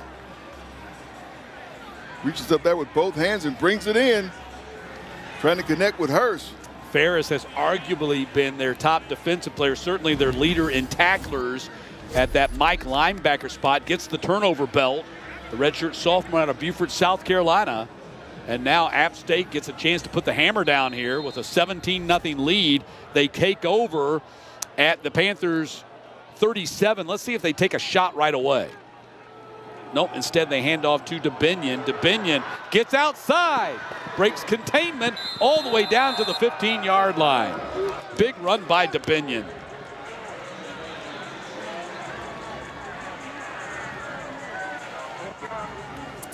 DeBinion, one of the top running backs in the country, came into the game today. Number 5 in the country, averaging just over 122 a game. You see Justice Haynes from Beaufort High School here in Atlanta, now at Michigan, and Ahmad Hardy, the leading rusher. His Missouri Tigers got beat by Alabama today. DeBinion gets it again. And DeBinion down to the 14-yard line. He has not rushed for less than 95 yards in any one of their 5 games. So he's got some work cut out for him here in the second half. But after that big run just a moment ago, he's up to 54 yards rushing on 11 carries. He's going to check out, and Lewis returns at running back for Appalachian State here for second down. Jakari Lewis. You can see the size differential of Lewis and Cole right there. Cole just dwarfs him. Lewis gets the handoff, has a run through the left tackle, going to score the touchdown easily. Untouched. Went right off left tackle, and nobody touched him on the run for the score, and it's 23-0 as Appalachian State cashes in immediately after the interception. Right off that left side, you got Griffin Scroggs, you got Jayden Ramsey, Will Flowers. He goes left side, and Lewis just walks in for the score. Griffin Scroggs, another Georgia kid, played at Grace and actually started his career with the Georgia Bulldogs before transferring to App. Wow. They really took it to the Panthers right there to start this third quarter. This is not an unfamiliar theme, though. And the PAT is good by DeFreitas in a 24-0 lead for App State early here in the third. Second half woes have been a story for the Panthers, and they're cropping up again here today.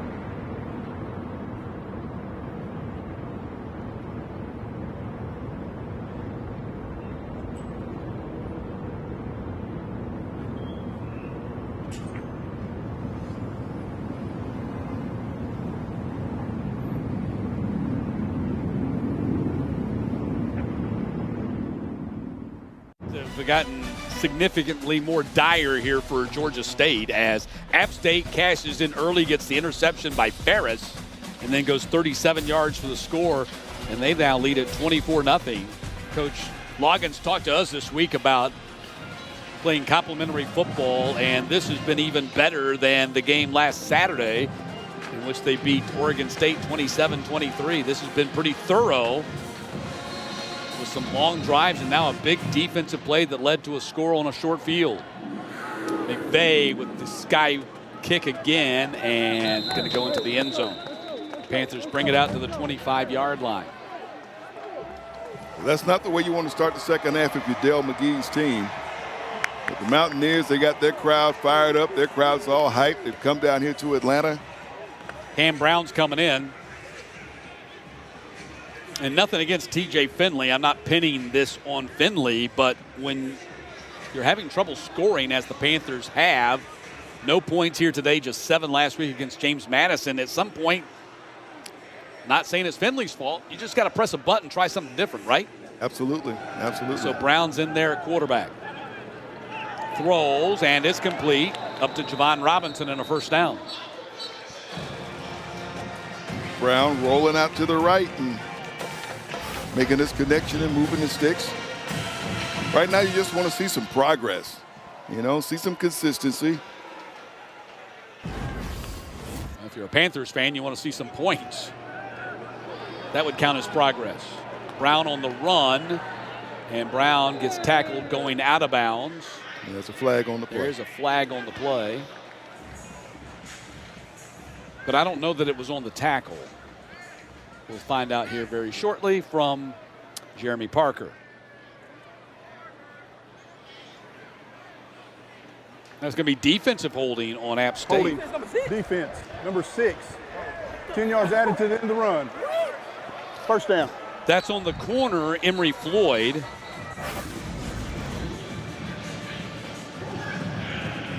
Looking for the hold right there. Yep.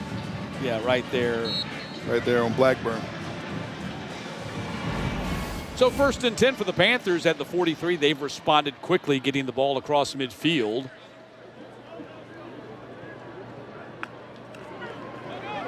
Play action. Brown going up top. Got a man out there, and Blackburn goes down. No flag.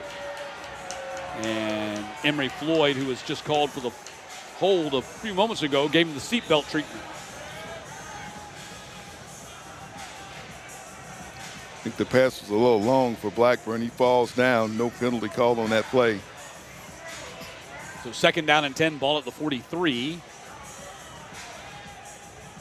Blackburn comes off the field.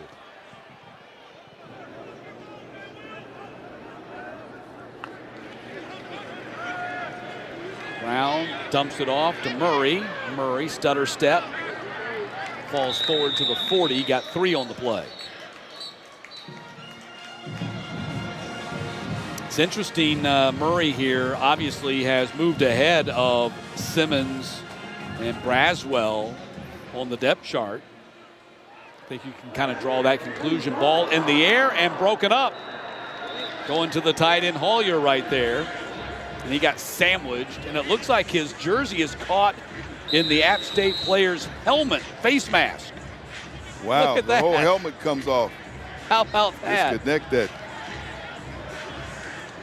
So has the star hit him so hard that his jersey and shoulder pad got wedged in his helmet, face mask. Right there, look at that. He's pulling him down. Wow. He actually pulled him down as Collier was going to the ground. Has was stuck to him.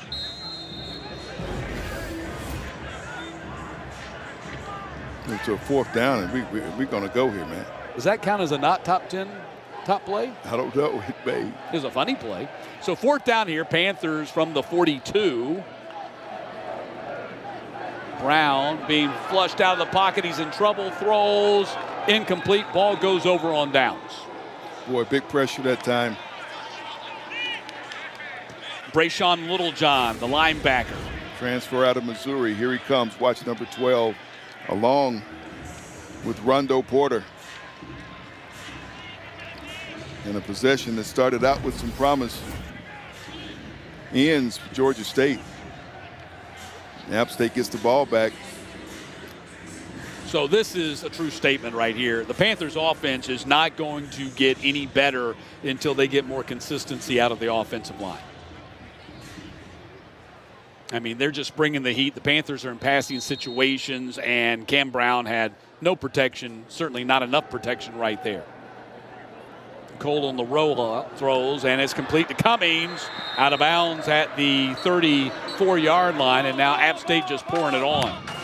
That has worked well for Cole today. When they roll him out, he's able to look out, and he's, even though he's the tallest guy out there, you roll him out and he can still find his target. It's a 24-yard pickup. Cummings now 5 catches and over 80 yards. 1st and 10. Jakari Lewis gets wrapped up and dropped, short gain. That was Rhodes Nelson in on that tackle for the Panthers. 2nd down.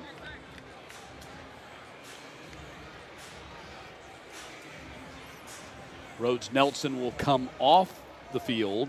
Alexander Mullings, the freshman out of Denapolis, Alabama High School, comes on. Panthers were anticipating that they would likely play a couple of freshmen on that defensive line here today because of the injuries.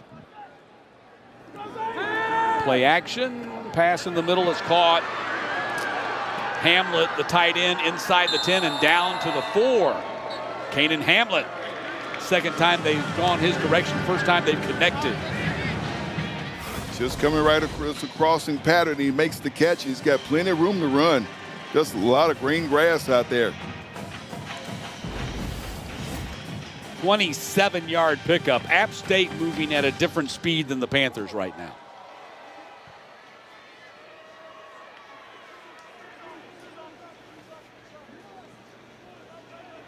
First and goal to go. Lewis spin move. And down to the 3. Kramer had a shot at the TFL, and Lewis did a nifty job to spin away from him. And now it's going to be 2nd down and goal. Lewis making the most of his opportunities out of Fort Lauderdale. Chaminade Badana, impressive high school program. 7 carries, 23 yards, and the 1 touchdown run for Lewis here today.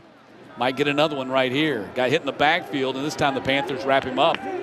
Thomas hit him back there, and then it was Xavier Carter who cleaned it up and got the TFL. Officials timeout for an Got injury. a player down, moving slow for App State, 55. That's Shamar Jackson. He's up on his feet now. 5th-year senior right tackle. Let's see if he's going to stay in there. The official going to tell him to get on out of here. Looks like they bring in Donnell Nix to replace him there at right tackle, left tackle. Well, he's a left tackle on the depth chart. He was replacing Jackson at right tackle. So 3rd down and goal from the 5.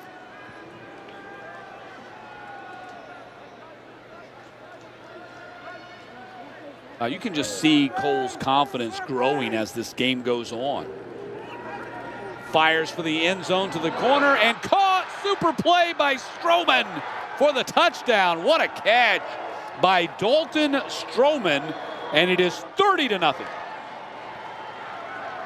And Cole's showing you a little touch right there. Put it in just the right place where nobody can catch it but his receiver. He looks really good. I mean, as the game goes on, he impresses you more and more.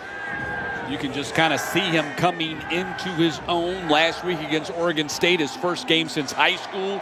Start number 2 in a row, and he's now 18 of 29 for 260 and 3 touchdowns, 0 interceptions, 62% completion percentage, quarterback rating of 171.5. 31-0, App State putting it to Georgia State here in the 3rd quarter.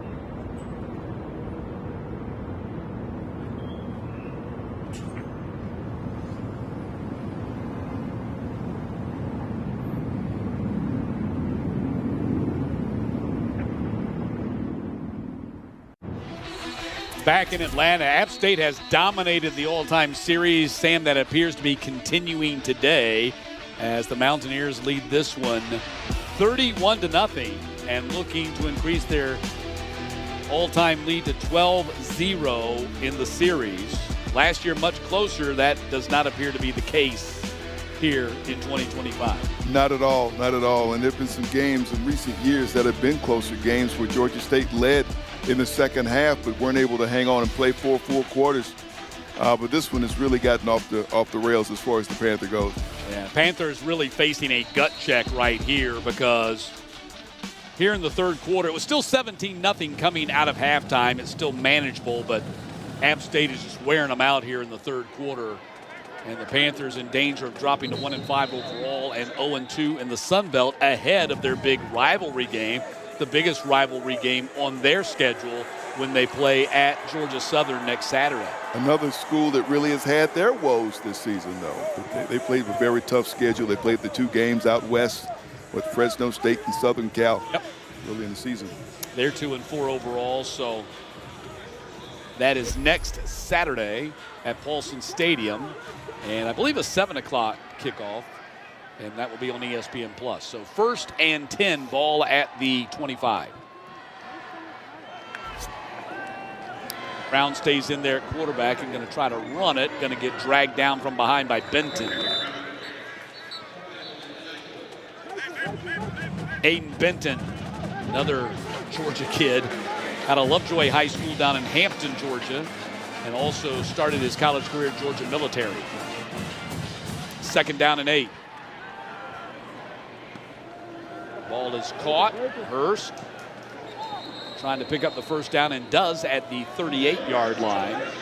And I think that's what, for the Georgia State program, makes this dominance by App State even the more frustrating for the Panthers, is that App State has traditionally and continues to do recruits the state of Georgia very well. Always have. They have for some time. They really recruit this area well. And not just get players, but players from really great high school programs in the state. So you got former Georgia high school stars coming back to the state and beating you. So that's got to be a frustrating thing as Del McGee tries to build this program. It's just his 2nd year as the Panthers head coach, and this year is the first year he's had a recruiting class. You remember he took over late. It was already February. No recruiting of high school players occurred his first year as far as signing them. So 2nd down and 10. Handoff goes to Simmons. Jordan Simmons up to the 41-yard line as Porter makes the tackle. 7 minutes to play in the third quarter. It's been all App State here today. Where Coach Luggins was talking with us, and we talked before we went on the air about him talking about having to do with culture at Appalachian State. For those of us who've covered this program now through the years, we've always perceived them as being a certain way. They've always been at the top and always been a successful winning program. Cam Brown delivers downfield. That's going to be a 1st down catch. But in this day of the transfer portal, it's a different era. And it was kind of odd for me to hear him say things like they need a killer instinct or they've been relieved to win rather than going out and saying, hey, we're supposed to win. That was a 14-yard pickup. Brown back to the air again and caught there at the 30-yard line as Hollier makes the catch. Yeah, you have to understand, though, and you do, that the transfer portal has changed the entire climate of college football. They have 57 newcomers on their roster, I think is the total number that they're dealing with this year. Cam Brown going to run it on a quarterback draw right up the middle. So 56 newcomers, 37 of them transfers. So while it does sound unusual from a historical standpoint to say that you're building a culture and rebuilding an App State program, in today's age, really every Sun Belt team, every year, is kind of rebuilding because every team in the conference is bringing in 50 new players every season. That's true. That's true. That's true. Including App State, including Georgia State. And even James Madison, who we saw last week, and we talked about them already, how at halftime we talked about they're now 20-7 in the conference since joining in 2022. They've kind of mastered the idea of flipping the roster. Now, they flipped the roster originally because Signetti took all their great players to Indiana with him. Indiana, right. You had And to. then Chesney came in and brought a lot of the players that he was successful with at Holy Cross and at the FCS level. Brown back to pass, throws. It's caught right there in the middle. Wadle comes down with the catch. Lane Wadle down to the 8. Use your tight ends. 16-yard pickup, back-to-back catches by the tight end as the Panthers try to break this drought and get on the scoreboard. Brown on the scramble, throws low.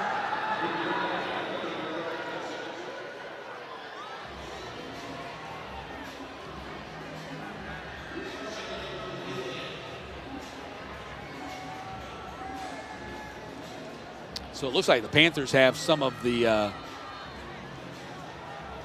they have the starting wide receiver core out there. Hurst, Robinson, and Blackburn all came to the sideline right there. So the Panthers are trying out some different players. Coach Del McGee, and you can't blame him, is trying to hit the reset button here, say, okay, look, these guys ain't getting it done. Let's try some new guys. Brown to the air and trying to get it into the corner of the end zone right there. Kyle Washington, the freshman, was the target. Who wants to play? Who wants it? We didn't hear Del McGee say that, but you can almost feel him saying that with what he's doing right here with his roster, with his players out there right now. Yep. 86, Jerron Milton goes in for Georgia State. Wide receiver there, goes up the top of the screen.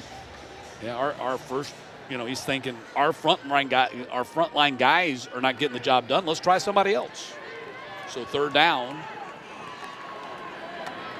Take a handoff. Brown sprinting out to the right. Going to run it inside the 5. Touchdown, Georgia State, as Cam Brown runs it in.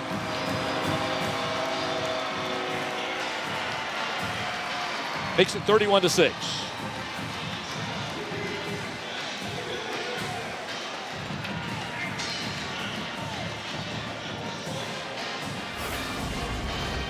Here's a look at 80. He's extending the play and waiting, and says, you know what?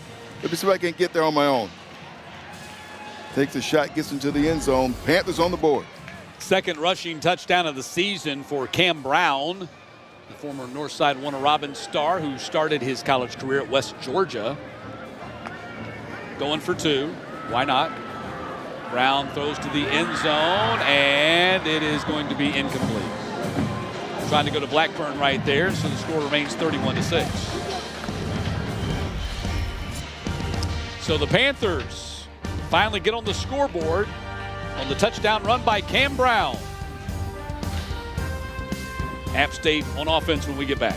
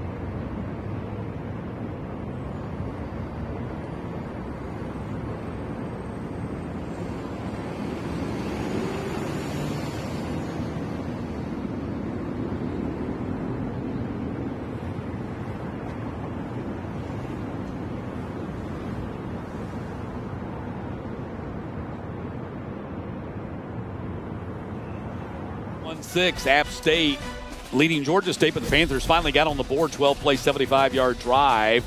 3.5 minutes off the clock. Cam Brown engineered that drive as the Panthers quarterback. 7 of 15 for 82 yards. State. 5 rushes for 10 yards. And App State calls timeout as the Panthers line up to kick off here and have it put down as if they were going to onside kick it.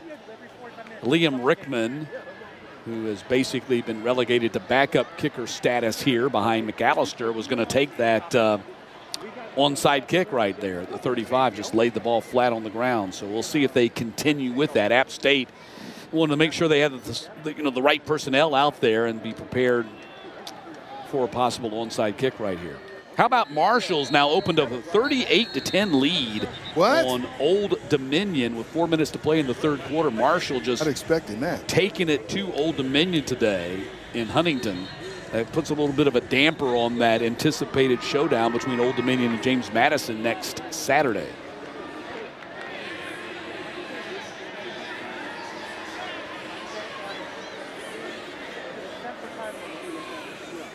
If you missed it, the Dukes already now 3-0 in the conference with their win over Louisiana today. And so the Mountaineers are going to bunch everybody but one, so they'll have 10 guys right there bunched up at the 45-yard line, anticipating that there's going to be an onside kick here. But now Rickman has it up on the tee. Prior to the timeout, he was just laying it flat on the ground. So let's see if they proceed with the onside kick or not. And it is going to be an onside kick to the other side and bobbled and covered by McCantos at the 49-yard line. Actually, that's going to be not McCantos. That's going to be Greer. So they got double 13s. That was Greer who got on top of that at the 49-yard line. It's like your infield coach teach you, keep it in front of you. Keep it in front of you, Matt. This is great play there. You're playing second base or playing shortstop. Been a while since I had an infield coach, but I remember him telling me that.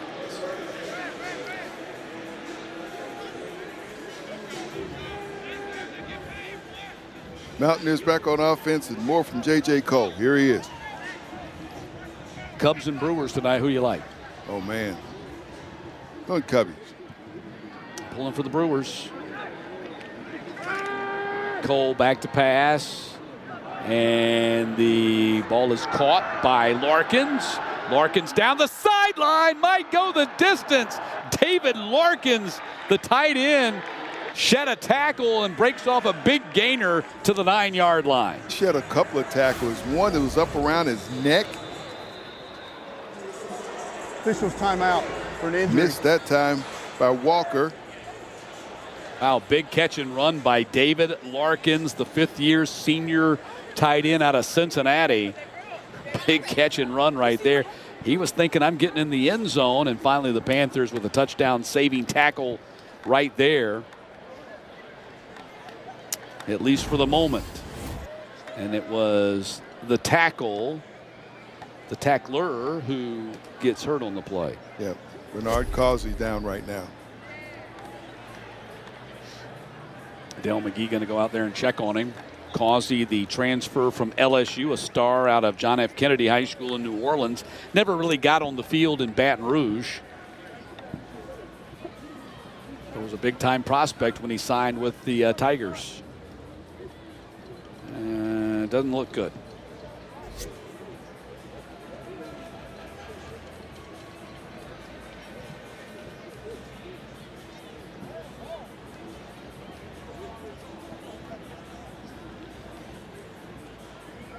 So we'll step aside for a moment as they continue to treat Causey over on the far side of the field.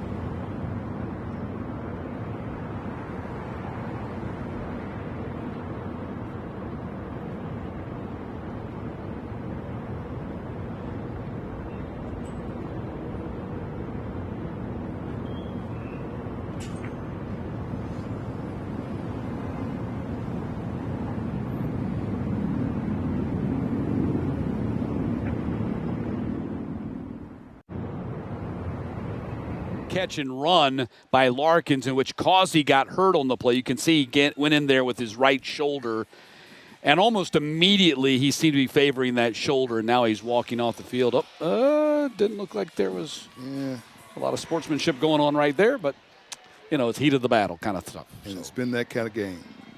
So 1st and goal to go for the Mountaineers at the 9-yard line. Dumps it off to Cummings again. Isaiah Cummings down to the 3-yard line as Hopkins makes the tackle. Turning into a big game for Cummings. That's catch number 5 as he approaches a 100-yard receiving day. He's been very productive. Yeah, I like him a lot. I mean, I think the kid's got a future in the National Football League. It's a big target, good skill set. Going back his way, touchdown, Cummings. App State tacks on, it's 37-6. He's a really good player.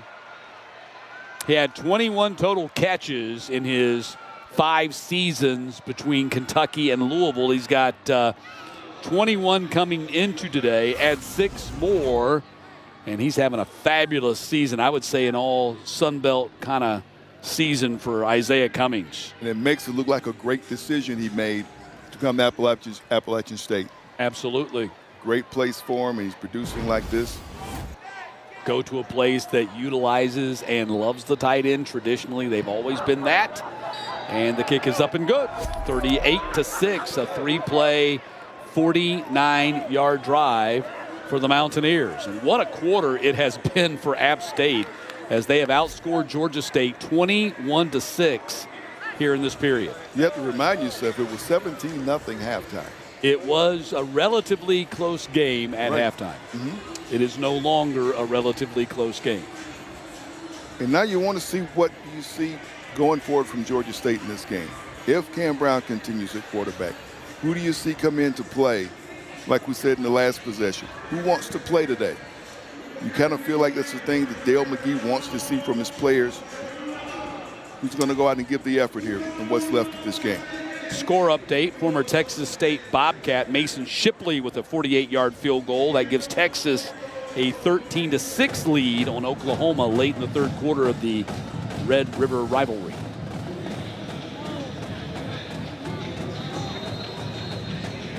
And that Shipley story is, going to tie into something here in just a moment. I'll get to it after the kickoff. And McVeigh, did he miss it? Did the ball fall off the tee? I went looking for the ball, and then it wasn't there. So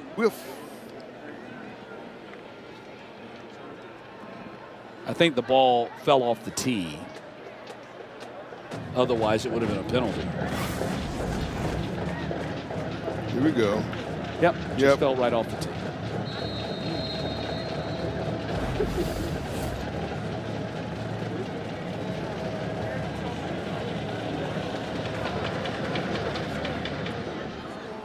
Another high kick and non-returnable. They'll bring it out to the 25-yard line. How about a game for Isaiah Cummings? Their top receiver today by far and away. 6 catches, 94 yards, almost prophetic. Del McGee telling us during the week they struggle with tight ends, and yes, they have struggled with Isaiah Cummings today. Yep. It seems like the Mountaineers did their homework and said, okay, you have a problem with it? We're going to feed you a steady dose of this guy, and he has been very productive for his team today. Cam Brown stays in there at quarterback, and you would think that they would keep him in there after he led him to a touchdown. And he dumps the ball off to Javon Robinson, and Robinson up to the 36. Gets driven out of bounds by Haas. Dylan Haas making the tackle, but after the first down.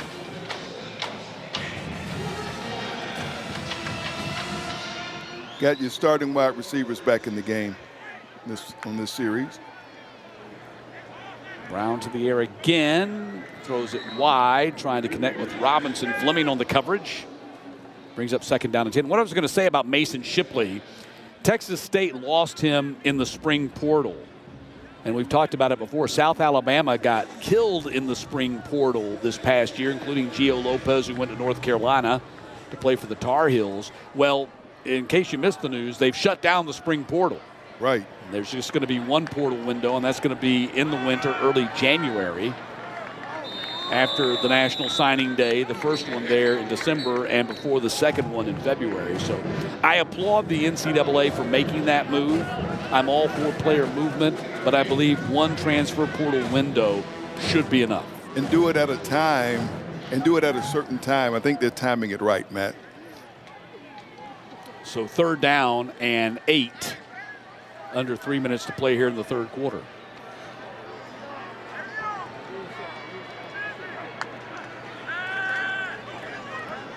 Brown stands in the pocket and delivers downfield to Riles, and that'll be a first down at the 50.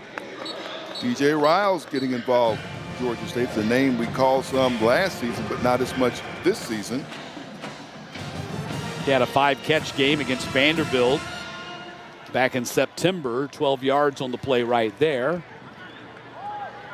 And the pass thrown incomplete, this time trying to go out there to T.J. Payton, the freshman running back who's getting some run, typically just used as a kick returner, but getting some run here at running back today. He's going through the running back room and see who comes out. Here comes Jordan Simmons. He's coming on. Number 9. Well, I think, certainly this game, when Cam Brown came in and led them to the touchdown, the game was pretty much out of reach already. But it's going to pose a very interesting dilemma for the Panthers at quarterback as they get ready to head to Statesboro next week. Ball goes to Waddle, and Waddle down to the 33. Once again, you go back to your tight ends to move the chains. Under 2 minutes to play. You see Georgia Southern is next. The next home game for the Panthers, a Thursday night game against South Alabama. Ball is caught in stride by Hurst. Down to the 19-yard line. And certainly, I'm not trying to make the decision for the Panthers, but let your eyes, make the decision for you. Panthers have been better on offense with Brown at quarterback. He's got him moving right now. Simmons on the carry, and he's down to the 15. So again, that's going to be a big topic of conversation this week for the Panthers as they move away from this game and into pregame preparations and game week preparations for their trip to Georgia Southern. 2nd down with Blackburn in motion. Brown fires and incomplete. Trying to go to Robinson inside the 5. What I observe is that the team plays with a different tempo. A little bit more energy, a little bit more giddy-up. And also does something to the opposing defensive unit because they have to keep their eye on Brown, knowing that he's a threat to take it himself. Right. You got to account for that additional runner, which Brown can be. 3rd down and 6, so that decision looming for the Panthers coming out of what appears to be a loss here today as we get ready to finish up the third quarter. Brown to the air, caught, touchdown. Ball goes to Hollier. First career touchdown catch for Grant Hollier, the freshman out of River Ridge High School in Woodstock, and it's 38-12. I like this guy. He was great at River Ridge High School, great pickup for Georgia State. And he's showing you why, as a freshman, he's earned this playing time, having to play more today with Cam Overton out. Finishing off his drive with a touchdown catch. Great for him. And that was a great look on the ISO camera. He ran a great route right there, gave a great fake to the outside, then cut inside, and was prepared to catch the ball when it came his way. Going for 2 again.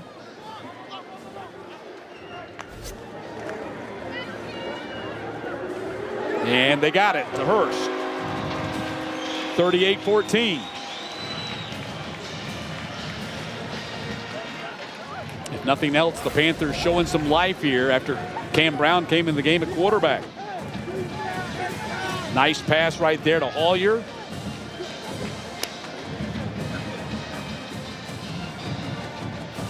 And then the 2-point play. Yeah, absolutely. And the 2-point conversion, going after.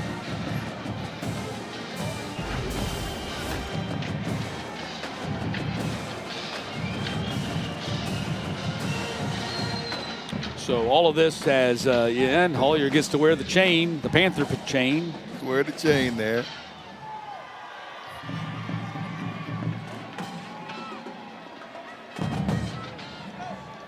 So a little bit of renewed enthusiasm, it would appear, on offense as well, as he started mixing things up a little bit with his personnel and getting some, for lack of better words, deeper reserves on the field. So this time the Mountaineers are not lined up as if they anticipate an onside. McAllister's going to take the kick.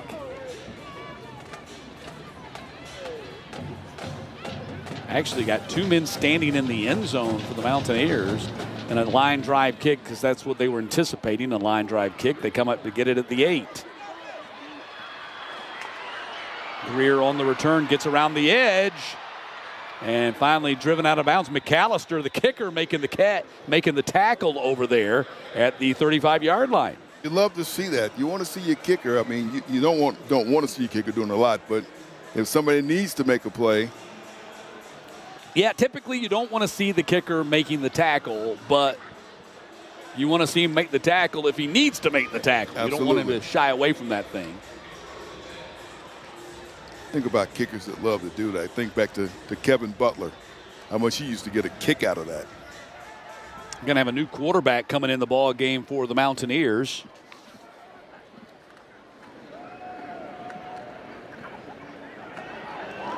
And the handoff goes to Lewis, Jakari Lewis, and a big hit there by Bishop Thomas. Actually, is that 16? Yeah, 16, yeah, Bishop Thomas. Well, you get a big hit and a little comment afterwards. The quarterback changed. Noah Gillen on his quarterback, number 11. Yep, the freshman, 6'3", 195 freshman out of Tupelo, Mississippi. So Gillen getting in the ball game here, and that was the final play of the third quarter. So it looks like they're going to let Gillen run the offense in the fourth. Headed to the third. Heading out of the third and to the fourth.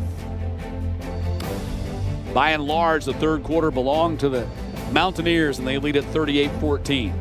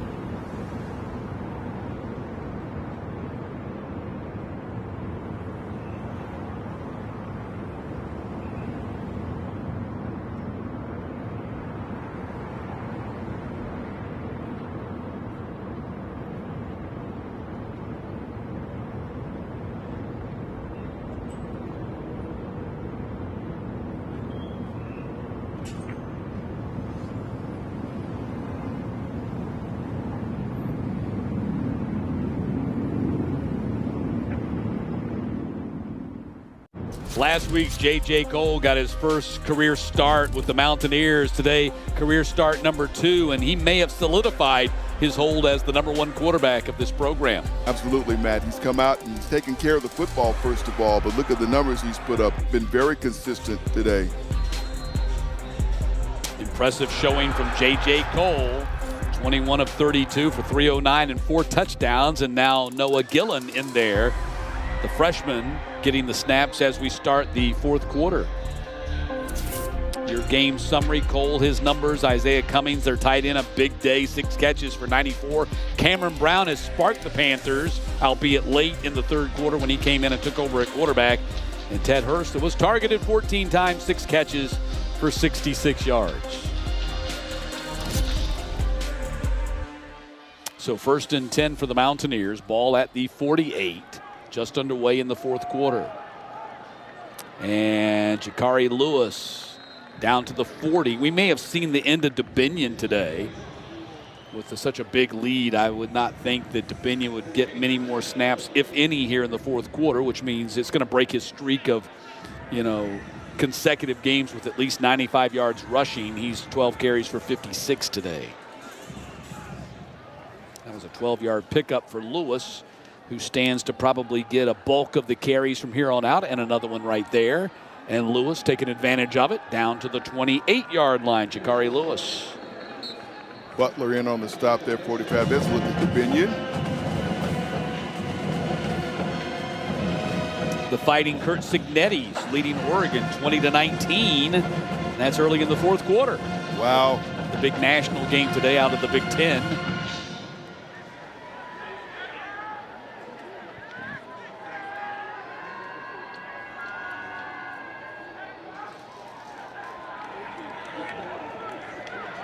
Gillen pulls it, passes it to Hamlet. He gets driven out of bounds.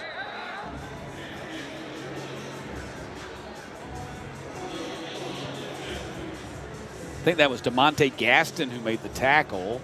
He's been out a couple of weeks, but looks like he's gotten in the game here in the 4th quarter.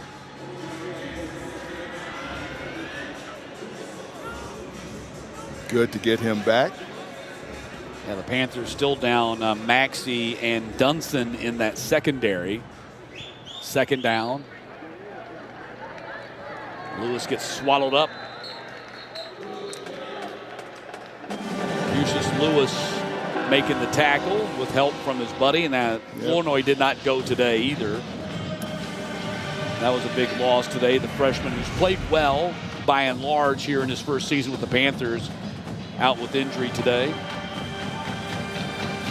Boy, you miss his presence on a day like today. And I don't think we ever saw Ian Matthews get in. He was a game-time decision there at defensive end. I don't think he ever got in the game today. Gillen, heavy rush, gets it out of there and misses his target. Trying to go to Greer at the 20-yard line. And now it's 4th down. Let's see what App does. They try a long field goal.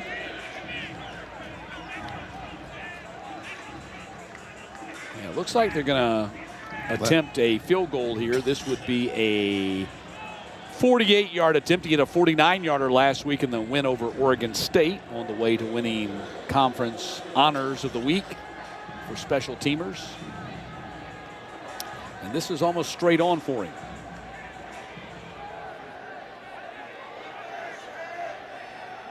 Snap back, kick down, hold looks good. Kick is on its way, and that kick is going to be no good. Misses from 48, and so the score remains 38-14. Panthers on offense when we get back.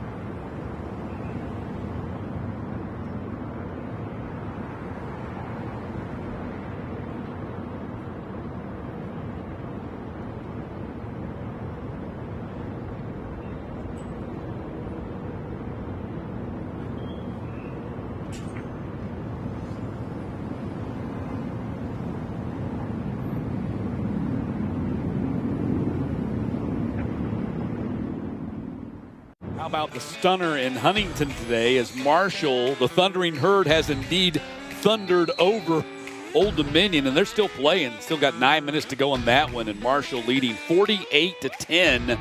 Carlos Del Rio Wilson, the former Georgia high school star from here in Atlanta, over 320 yards of offense, 219 passing, 95 rushing, and he has accounted for 4 touchdowns as Marshall defeats Old Dominion. Not officially yet, but I'd say we can go ahead. Well on their way, right? Yeah, I can go and Did say not see that coming today. they're in the clubhouse with the win. So, yeah, so there's only one unbeaten team left in the Sun Belt East, and that's James Madison, which improved to 3-0 with a victory over Louisiana today.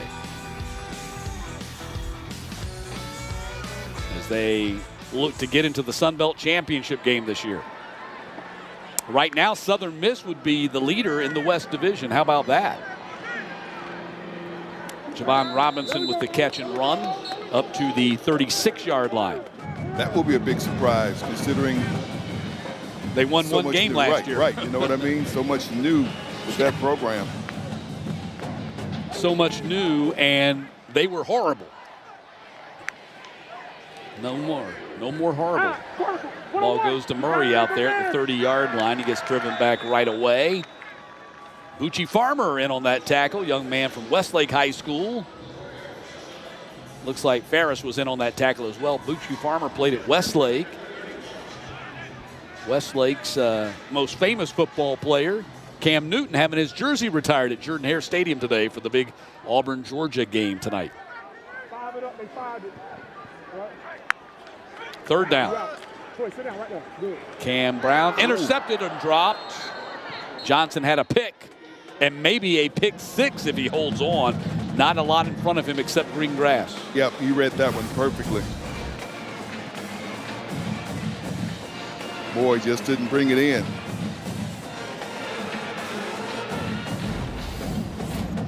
Fourth down, Panthers keep the offense out there.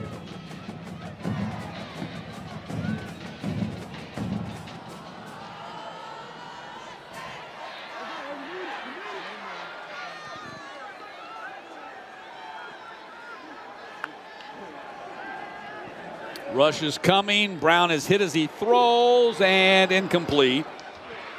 Out beyond the 50-yard line, trying to connect. And it's going to be fourth down and go over on down. So fourth down turns to first down for App State.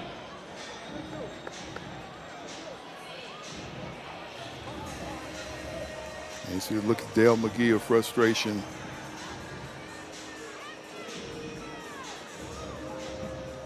Yeah, Panthers are going to drop to 1-5 and 0-2 in the conference, and desperately needing answers to some major questions as they head into the second half of their season schedule.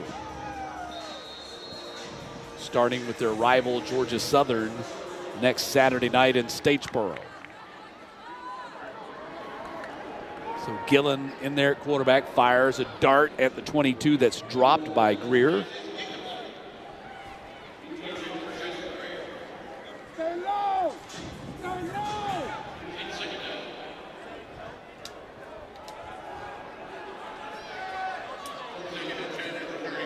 Wake Forest a 38-7 lead at Oregon State. Of course, the team that App beat in Boone last Saturday.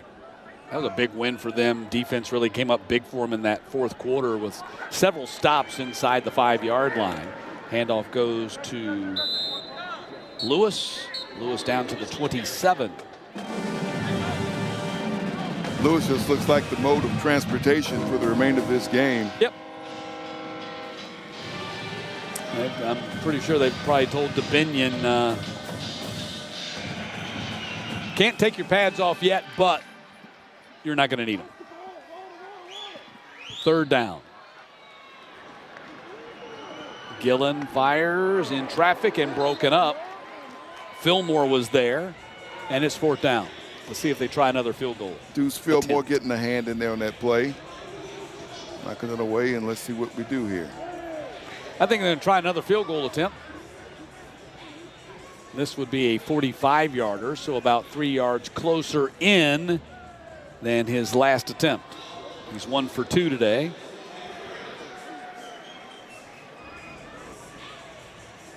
This is going to be a 46-yard attempt from the right hash.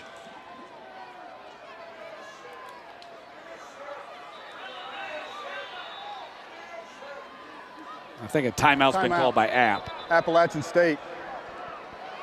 Did they have enough out there?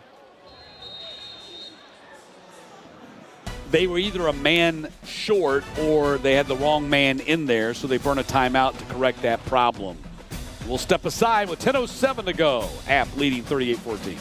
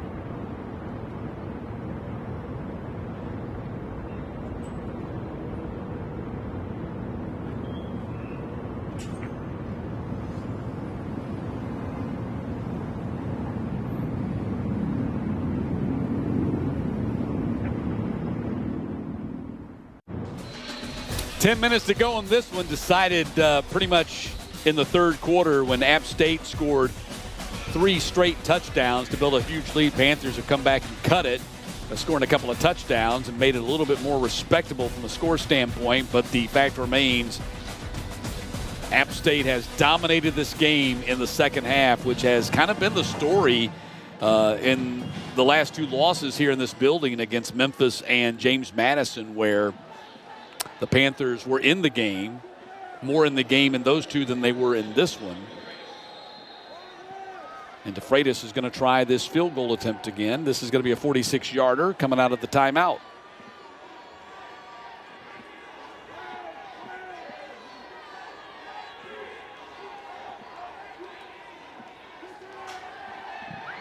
Kick is on its way. Got a little bit more height on it this time, and this time he puts it right through the uprights.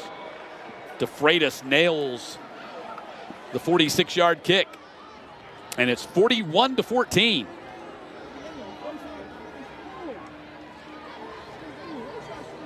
And the total yardage situation heavily in favor of App State, 424 to 283.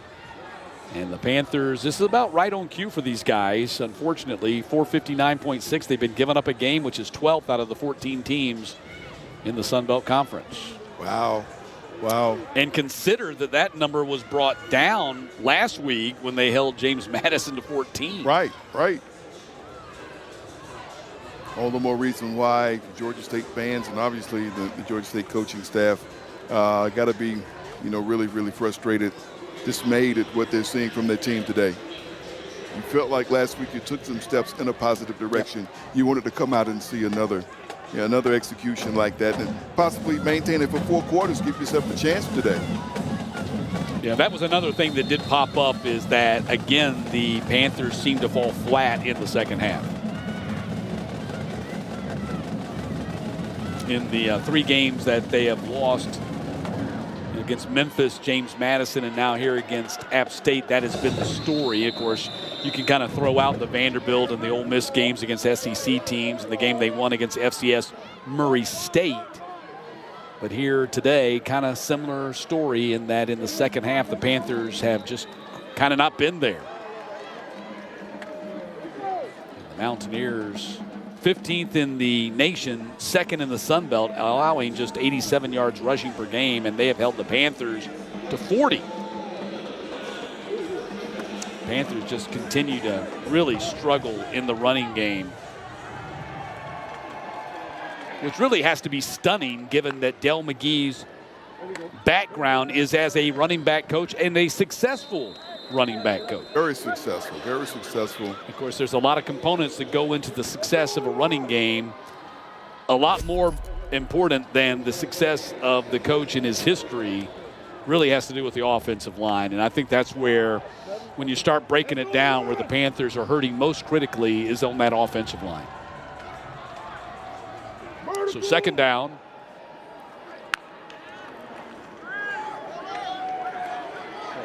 Wow, Robinson gets submarined and upended. Hopefully he's okay at the 30-yard line as Juan Burchell makes that highlight tackle.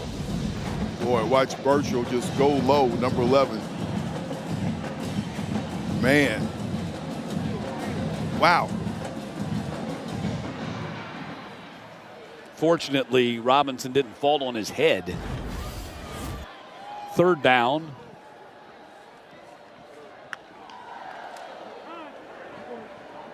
Brown to Hurst, and Hurst scrambles forward and picks up the first down at the 37-yard line.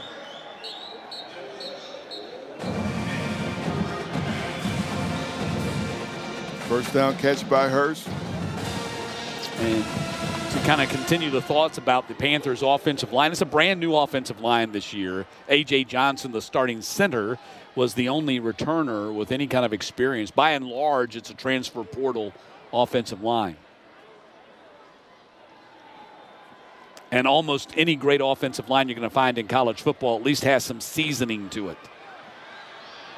Brown gets run down from behind by the linebacker Littlejohn. He's had a busy day. Offensive line, as it started today, it started with Darrell Bailey at left tackle. And Tyler Williams, 54 right there. Bailey still in the game, 58. A.J. Johnson at center after missing a couple of games. DeAndre Duffus, the right guard, and Obi Abasui starting right tackle today. Ball goes to Hurst, and Ted Hurst has the first down as he crosses the 45 down to the 43. Nice catching yards after the catch by Hurst. So it looks like there have been a few changes on that offensive line from what I just stated from the starting lineup. That was a 19-yard pickup. And the pass intercepted at the 40. There's a flag out. Gonna be a pick six unless the penalty brings it back. Jordan Favors. Is that Favors or is that it's Willis?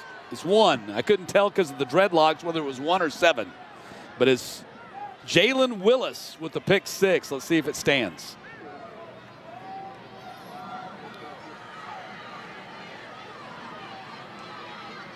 Flags thrown in the vicinity of the offensive line.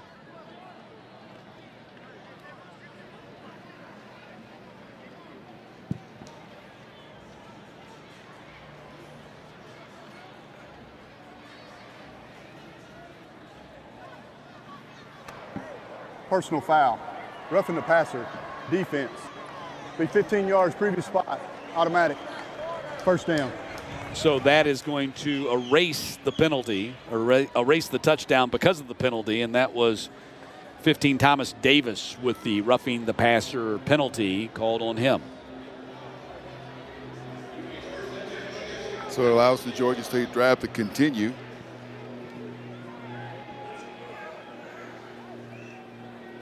Got Branson Robinson back in at running back here.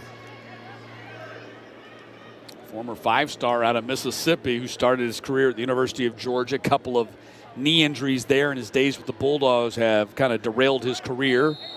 Looking for a second opportunity here with Georgia State. Got a whistle here now. Of course, Dale McGee was his coach, his position coach when he was at Georgia. 0-0 on the clock, please.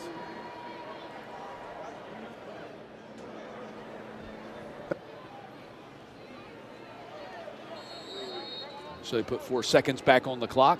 We might need that. We'll see. I say in jest. Handoff goes to Robinson. He slashes through the offensive line and through the defensive line, gets to the second level and tackled at the 22.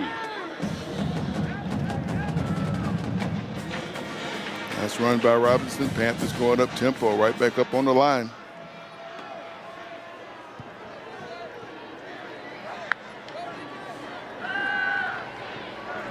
Brown on the sprint out and the throw, and dropped by Riles.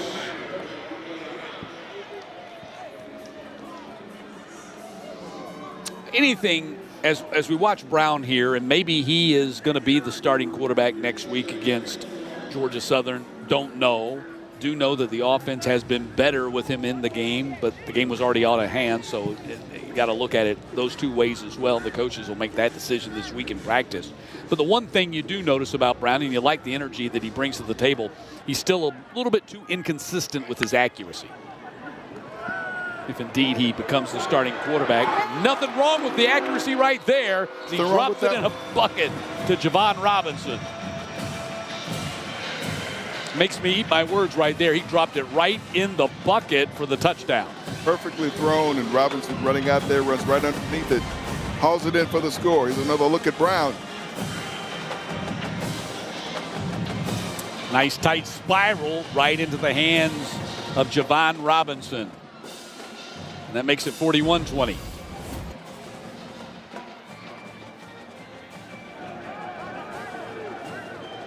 So the Panthers have been going for 2 right here ever since they fell behind big. Let's see, it looks like they're going to go for 2 again.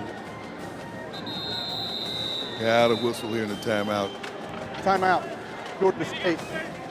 First charge of the pass. 30 seconds in length. So Panthers will burn the timeout right here. Try to get the 2 points on the board.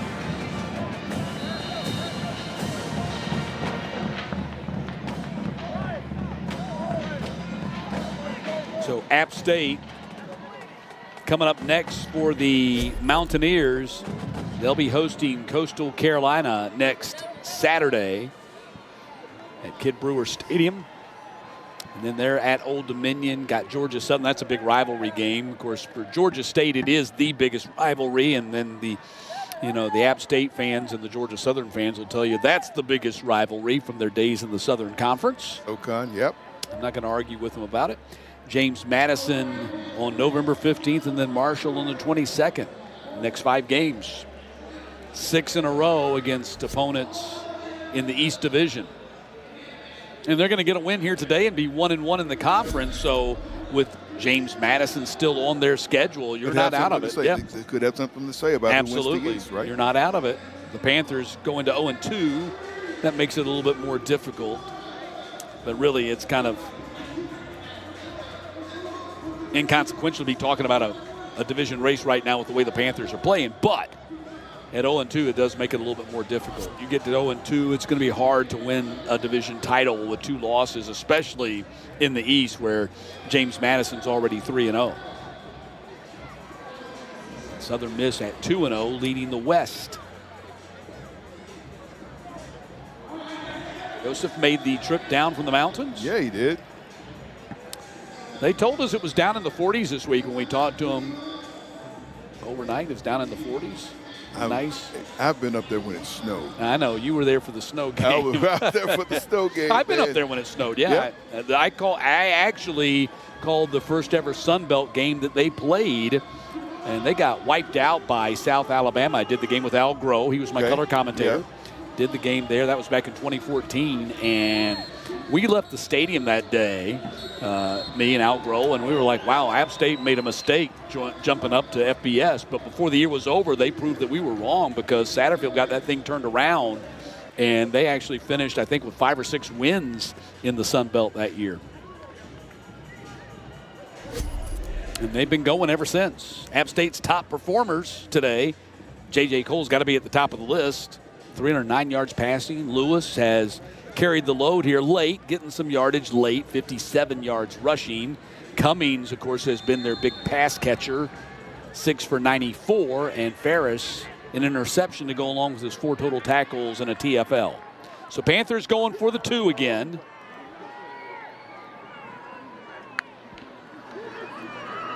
And running the fade and throws it over the head of Hurst over there. So the score will remain 41-20.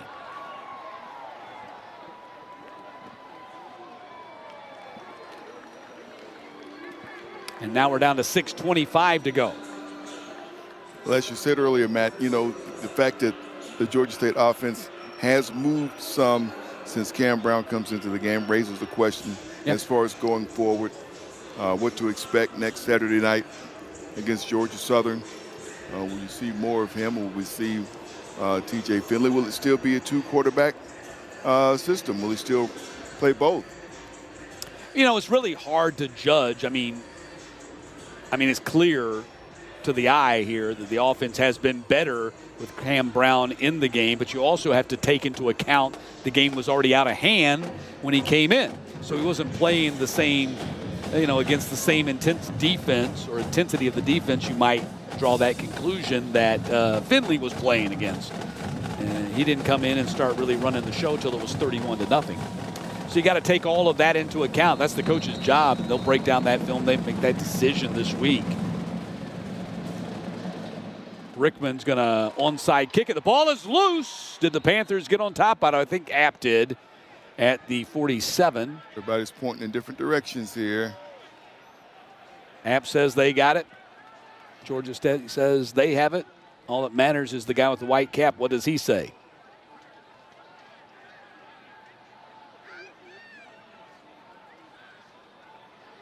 Robinson's down there in the pile. They're wrestling for it still, no doubt.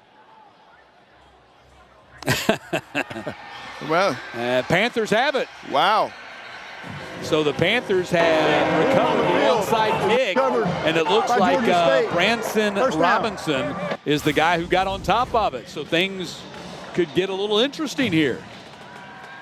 Watch the ball bouncing away. 22 slides in there. At that point, it looks like App's on top of it, so Robinson might have gone in there and wrestled it away from him, because it looks like App's on top of it right there. It does. And somehow, App looked like they were on top of it, and when they cleared the pile, Robinson had it. So now things start to get a little bit more interesting, especially if the Panthers can put a quick score on the board.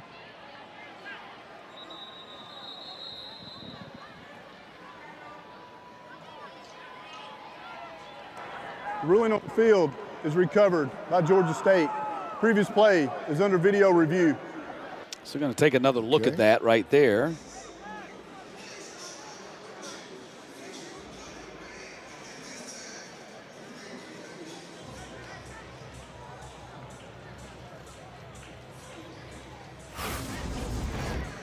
Here's another look at it. So right here, it appears that App has covered it. But when they came off the pile, Robinson had it.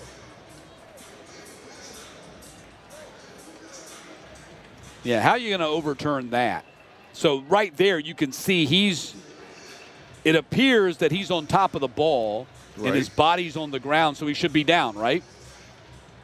So I guess that's what they're looking at here, because it looks like he is on top of the ball, and then the Panthers, Javon Robinson and Branson Robinson, are in there trying to wrestle it away from him. And right there, as they were, we bailed out of the video real quick. It looked like he was lifting up, and he had possession of the ball. Now, that will be awfully difficult to overturn because, remember, the call on the field is Panthers recovered. Right. But it did appear that he was on top of the ball. He's on top of the ball. His body's on the ground, meaning his knees are contacting the ground, which means he should have possession when he's down, right? Should. We think. I'm just trying to connect the dots. So we'll wait and see how it Coaches are waiting comes patiently. out, though. Yeah, because, I mean, this is a hard one to overturn, I would think, because of the call on the field. You're going to have inconclusive video evidence that he indeed – we saw video that made it appear like he had possession and was down, but is it conclusive? That's what the replay officials are working on right now.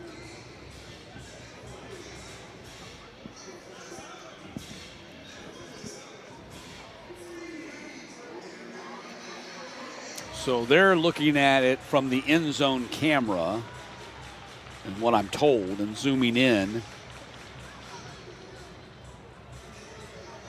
I don't know if that's the same one that the fans here are getting to see on the screen. Yeah, I mean, they're seeing a version of it here too. Yeah, they got it up there on the screen. I think we've seen that too. We've seen that angle. So here's what the officials are looking at right now. So looks right there like it looks like it's recovered, but you don't know for sure because the ball gets obscured. Right there, it looks like he's on top of it and down. Okay. Yep. But again, you lose sight of the football, which makes it a difficult call. After video review, the ball was recovered by Appalachian State at the 47-yard line. Yep. First down, Appalachian State. Yeah, I mean, that's what the videos seem to indicate. Yeah. And you just wondered whether the replay officials would be able to land on that conclusion. But it does appear to be the right call.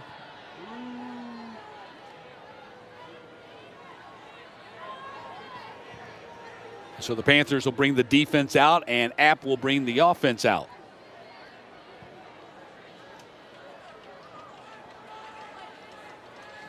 And we're ready to get back to work here.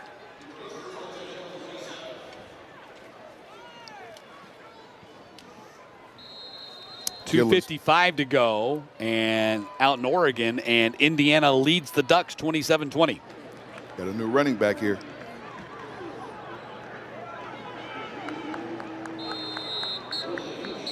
This is going to be Khalifa Keith getting the carry. I think it's just his second carry of the season, if I'm not mistaken, or somewhere close to that. He's out of Parker, Alabama High School in Birmingham, and a transfer from University of Tennessee. Birmingham Parker won a state championship in Alabama last season. Last couple of years, they've played Carrollton High School out of the state of Georgia. Came to Carrollton this year and played them. Carrollton beat them badly. Handoff goes to Keith. Again,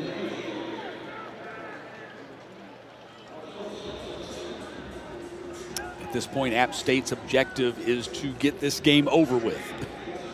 Get back on the bus and head to the mountains. How long was that ride? About 5 hours for me. 5 hours. You now is probably about 4 because I know you got a lead foot. I don't know about that.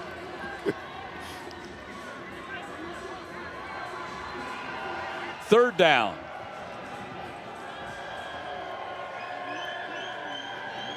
To the air and caught out there at the 40-yard line and stuck right away. Good open field tackle by the Panthers out there.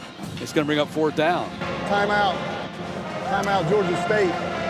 Second charge of the half. The depth chart is 30 quickly seconds becoming away. useless to us. Now we're going to have to call this game off the roster as they're getting some of the deeper players in the ball game. That was Jared Gibble. Young man out of Oak Grove High School in Winston-Salem by way of Campbell. Fighting Camels.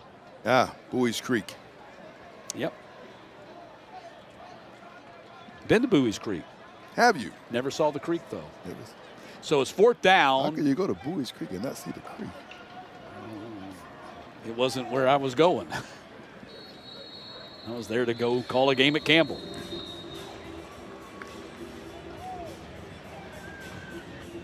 So fourth down and 3, ball at the 40.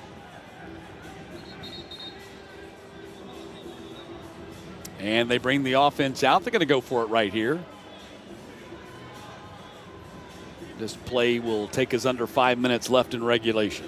Coach wants to see. You got some new faces in. You put them in a situation. You put them in a fourth down play, and let's see if they can pull it together and convert. Yeah, I think both teams are kind of in that spot here now for different reasons, obviously.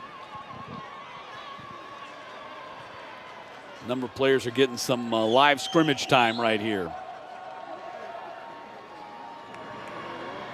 Gillen fires, incomplete. Going to Coleman, and the ball will go over on downs as the Panthers get the stop, and that was Hopkins, who's still in the ball game making plays. And the Panthers go on offense at the 40-yard line. Hopkins still out there battling. The target there was Dupa Coleman, young man, freshman out of Savannah and Calvary Day. So the Panthers come back, 5:01 to go. Cam Brown continues. Yeah, I would think that might continue next Saturday night, too. We'll wait and see.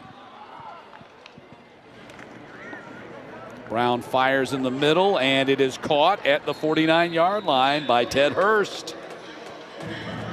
And that'll be his 9th catch of the game, and that'll put him up over 100 yards receiving for the day. Brown put it out there nicely and has some pressure coming.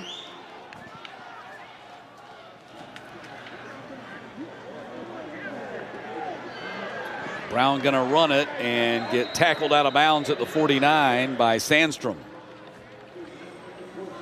Lost a yard on the play, lost a couple of yards on the play. Sandstrom covered a lot of ground to get there, the defensive end.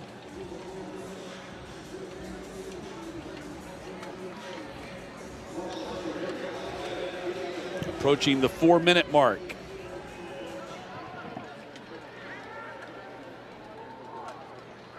Avery in motion behind the line. And the handoff. As Payton spins over the tackler and got up running, but the whistle had been blown. So TJ Payton, the freshman out of Lanier High School in Suwanee, Georgia. There he is. Was he down? Maybe not. Maybe not. Hey! 3rd down. Ball in the air and incomplete at the 27-yard line. Hollier was the intended target. He's going to come out after that one. So that's back-to-back plays where you see Payton, the freshman. You see Hollier, the freshman. Dale McGee getting a look at some of his youngsters here. That's Smarts.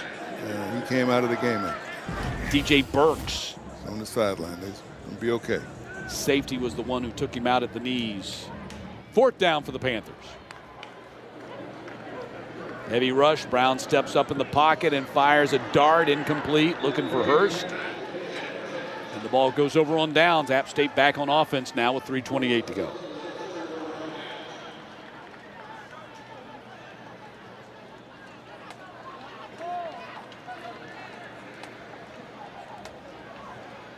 So after 17 total points were scored in that first half, Sam, we've had 44 points scored in the second half.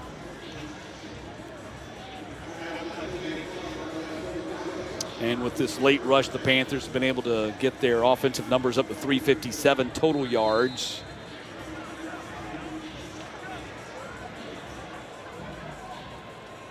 Just makes for a little bit more respectable box score. Got another running back in the game.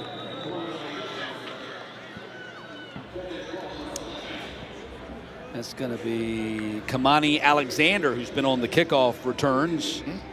Alexander getting the carry right there. He's out of Homestead, Florida, down in South Florida, below Miami. Long way from Boone to Homestead. That's true. They don't get snow down there. No. You will see some in Boone.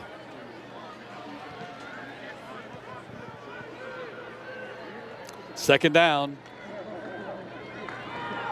Alexander shoots through the hole and down to the 44-yard line. I think we would all agree, though, that out of all the places to go and call a game in the Sun Belt, there probably is not a more scenic venue and vista than Kid Brewer Stadium. And not just that, on your way up there, on your way up, just the scenery, especially this time of year. The whole experience. Oh, yeah, absolutely. Very much, very much. Love going to games up there. So a first down here as they pick up the first down at the 40, getting close to a place where they could probably kneel it out. Not quite there yet, as the clock is going to run down to the 2-minute timeout. And we're going to take one final timeout here in Atlanta. There it is, 2-minute timeout. That's all we got left in this one, with App's going to get the win today. They lead at 41-20.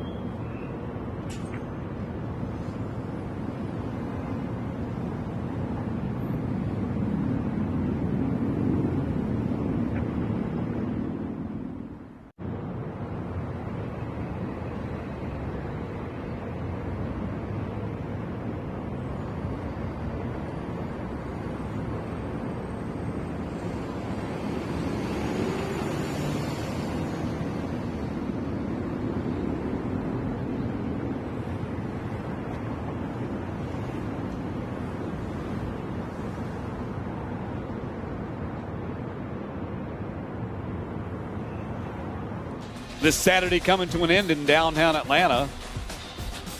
As you look beyond Center Park Credit Union Stadium, and out beyond those walls, not far from here, is the old Atlanta Fulton County Stadium layout, and that is where the Georgia State Panthers baseball stadium will be, and set to open in February when the season begins, right? Yep. So App State Mountaineer baseball fans, when you come to Atlanta to follow your team, you'll be going to games there and not out in DeKalb County as they have throughout their entire history. So they're very excited about that, the fact that they will go to the new facility, and it will be downtown. It'll be right here next to campus. So looking forward to that as they take the knee. When you think about that, you think about so much of Atlanta sports history that has taken place on what is now Georgia State. When you think all the way back to the Ali return fight, that is now where the auditorium is now Georgia State campus. Where we are now, the Olympics across the street, where they're going to put the new baseball stadium, was where the Atlanta Fulton County Stadium where Hank Aaron made history and became baseball's all-time home run king. Absolutely, absolutely. And the Braves won their World Series the first time here in Atlanta. 1995. Right. So much of Atlanta sports history is now on the Georgia State campus. Of course, the Cauldron is still here, and it still works. If you light it up, it will. It will. Really? Yeah, I didn't know that. Yeah, there it is right there. You see the tower off to the right there? There it is. That's where the Cauldron stands. Yep. Originally, it was right here at this stadium, but it was moved after the Olympics. Yes, this used to be an 80,000-seat stadium, completely bowled around the entire upper deck. And that's where... Did you come here during the Olympics? Yes, I did. I came here and watched track. Saw Gail Devers running this place. Came here during the Olympics. It was a fantastic time. It's hard to believe that it's been so long ago now, but yes, the Olympics were here, and that's what the stadium was originally built for, and then it was transitioned to Turner Field, and the Atlanta Braves played here in 1997 through 2016. And then the Panthers moved in here 2017, was it? No, 2016 was their last season. Last season. Yeah, and the Panthers' first season which was Brian Snitker's first season. Yep. And there you go. That's going to do it here today. The turned into a rout as App State took a 17-0 game at halftime and blew out the Panthers in the second half before Georgia State rallied late and made the score a little bit more respectable. But make no doubt, this was a solid victory for Appalachian State today as they improved to 4-2 overall and now 1-1 in the Sun Belt. And the Panthers dropped to 1-5 overall and 0-2 in the Sun Belt. Once again, Matt, I said Appalachian State, the way they played the last 2 weeks, they're going to have something to say about who wins the East. They've shown us that big time. We got to witness it in person here today. Meanwhile, for Georgia State, some soul searching, some questions got to be answered. Still got a good bit of football to play, but you want to have a better result than what you saw here today. And how about J.J. Cole today? I mean, he solidified his standing as the #1 quarterback for the Mountaineers in his second career start, going 21 of 32 for 309 and 4 touchdowns, an all-around solid performance by him and a solid performance by this Mountaineers defense as well as they win it 41-20. Our producer has been Tyreek Adams. Our director has been Patrick Laurie. Our coordinating producer, Matthew Pellecchio. Our executive producer is Amy Seals. My partner, Sam Crenshaw Color, and our statistician, Jeff Wright. I'm Matt Stewart saying so long from Atlanta, where the Appalachian State Mountaineers improved to 12-0 all time against the Panthers with an emphatic 41-20 victory.